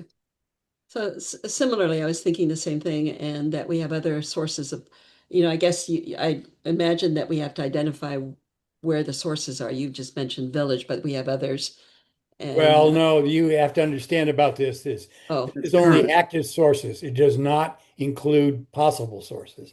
In other words, high, no, I visibility, was, oh, sorry. or it's not for things like the aquifer under No, Winston Farms, not that. no. It's Yeah, only no, I was active use of sources of drinking water that the town and village use right now. Yeah, but we do have sources reservoir. other than Blue Okay, Mountain. just when that was a disappointment because when it first was out, everyone Oh, thought, I oh see. wow, this will get to, give us some information about that. But it doesn't. It's only the Right. active sources. So it might But be we have, that in conjunction with what Anna and Evelyn might do with us about water and water protection, we could combine the two in some way. Yeah. But anyway, That's what I was that's thinking. great. Yeah, yeah. Yeah. likely to be some synergy. But we do have water sources other than the village, Hmm. what the village provides us. We have Oh, yeah. from Glasgow and, as you know, and Malden and yeah. Yep. Okay. So there's more to come on that. I want to throw up another thing that I attended a workshop, and it was actually as Catskill Mountain Keeper, but it was a community, and this is kind of weird because this is happening at a time when we're also looking at housing and the need for more housing and solving the housing crisis. And this kind of sounds like it's going the other way, but it's not, because these people are talking about conservation and housing. But the workshop I attended was to talk about the Community Preservation Act, Yeah. which was approved in 2007. And in 2019, through a home rule request, Ulster County joined the act. And so, as I'm asking, has your committee talked about this before, Skip? Or are you guys familiar with this? Not we talked about community preservation funds, but that seems like that's a different thing. No, it probably isn't. Here's how this works. A community, in this case, it would be Saugerties, has to opt in. We have to have first you would have a look at this and see if the whole point of this is to identify tracts of land that you want to preserve, that are valuable to the community, and make it the kind of community we want it to be. And I know in our comprehensive plan we have an open spaces discussion. So communities would identify areas that they want to preserve. Then they could hold hearings on the community preservation project plan. And then you have to have a referendum for the community. You just have a referendum for the We community. did talk about this. It was not something that you would join with other communities. You have your own plan. That's right. Yes, yes.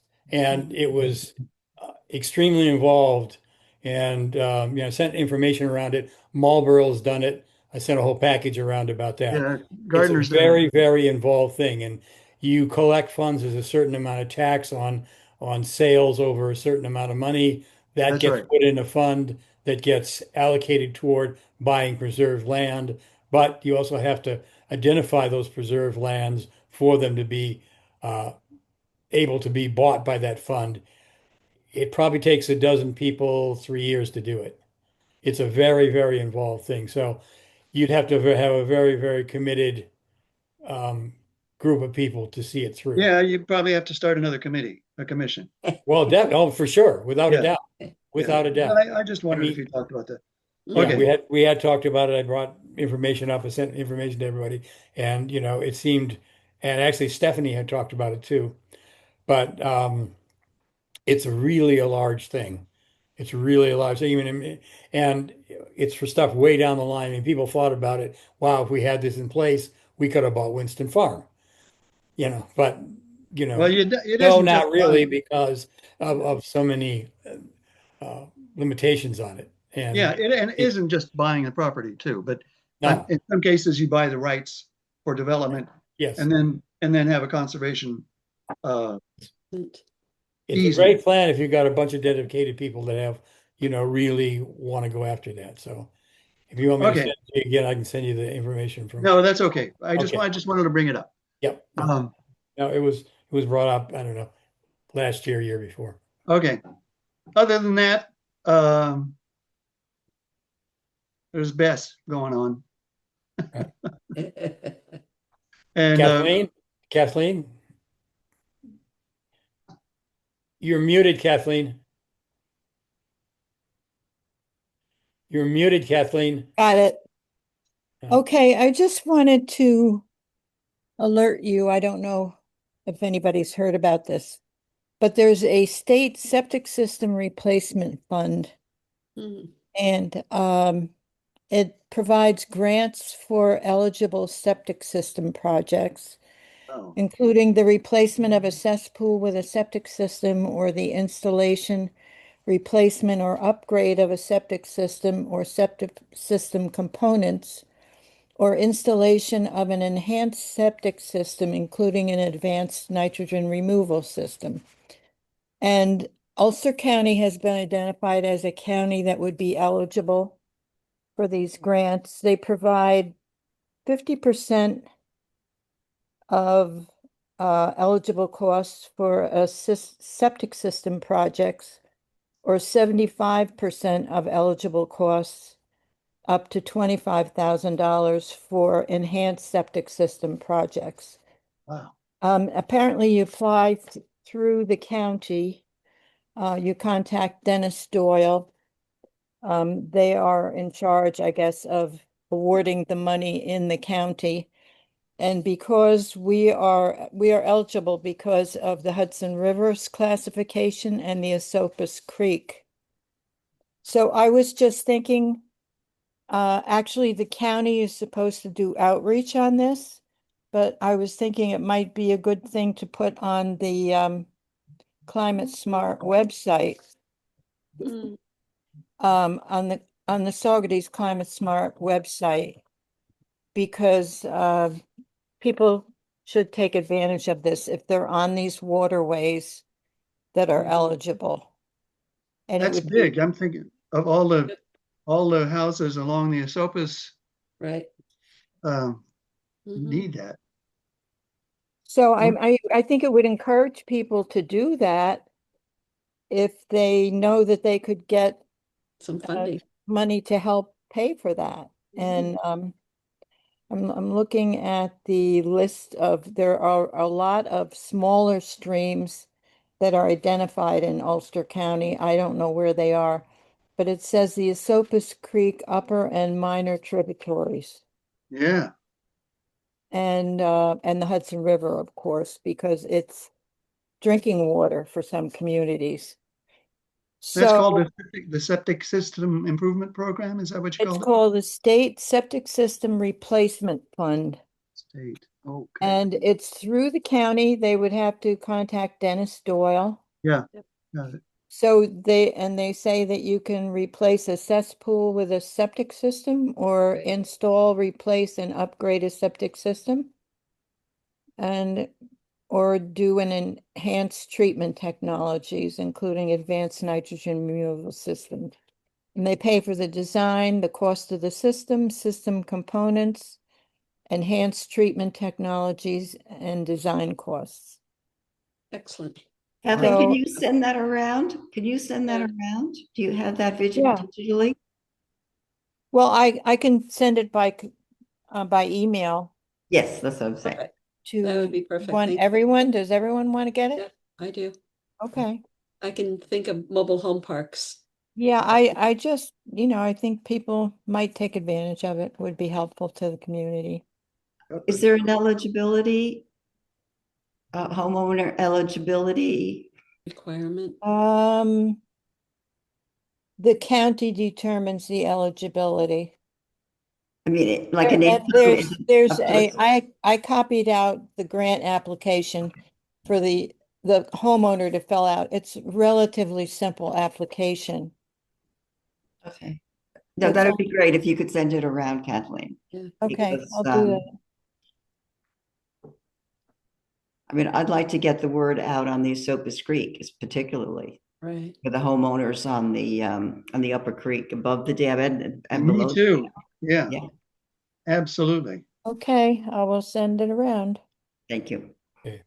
Yeah, Was there what you wanted to say? is that that Esopus Creek above the dam or below the dam? Those are not water supply No, No, waters. but So they may The Esopus Creek is listed as an eligible water body. Mhm. They have a whole list of the the entire eligible streams.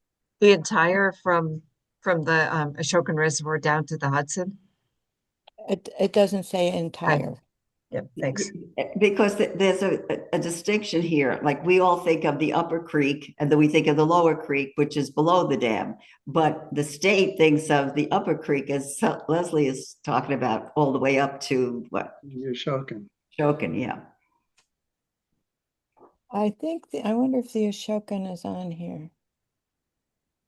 I think I saw it. It says the Well, in any Ashokan. event, I think, and the difficulty along the Esopus Creek is that most people are grandfathered in there because there is not, the properties are so small that you don't have the, is it 100 feet between the well and the Yeah. and the septic system? I forget the exact, Leslie might know.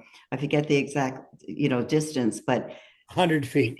many homeowners on the creek don't have that, can't even meet that requirement. So it might be really good to get any upgrades that I'm sure they know all the latest methods.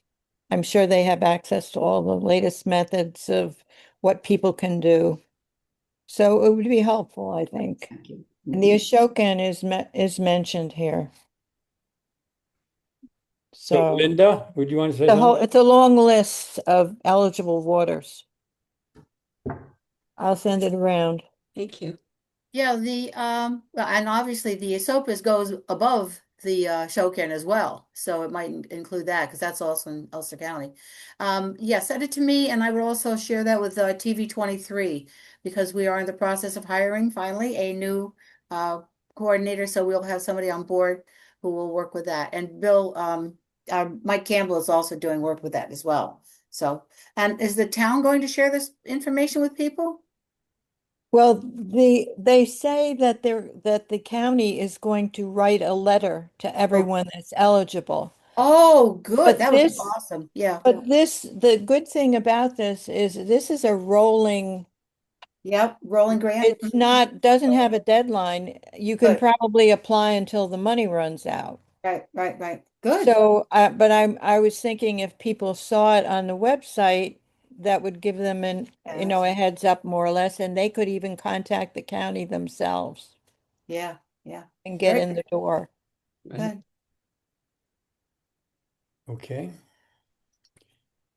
All right. Any other comments on that? I mean, that's our announcements. Does anybody have any other announcements?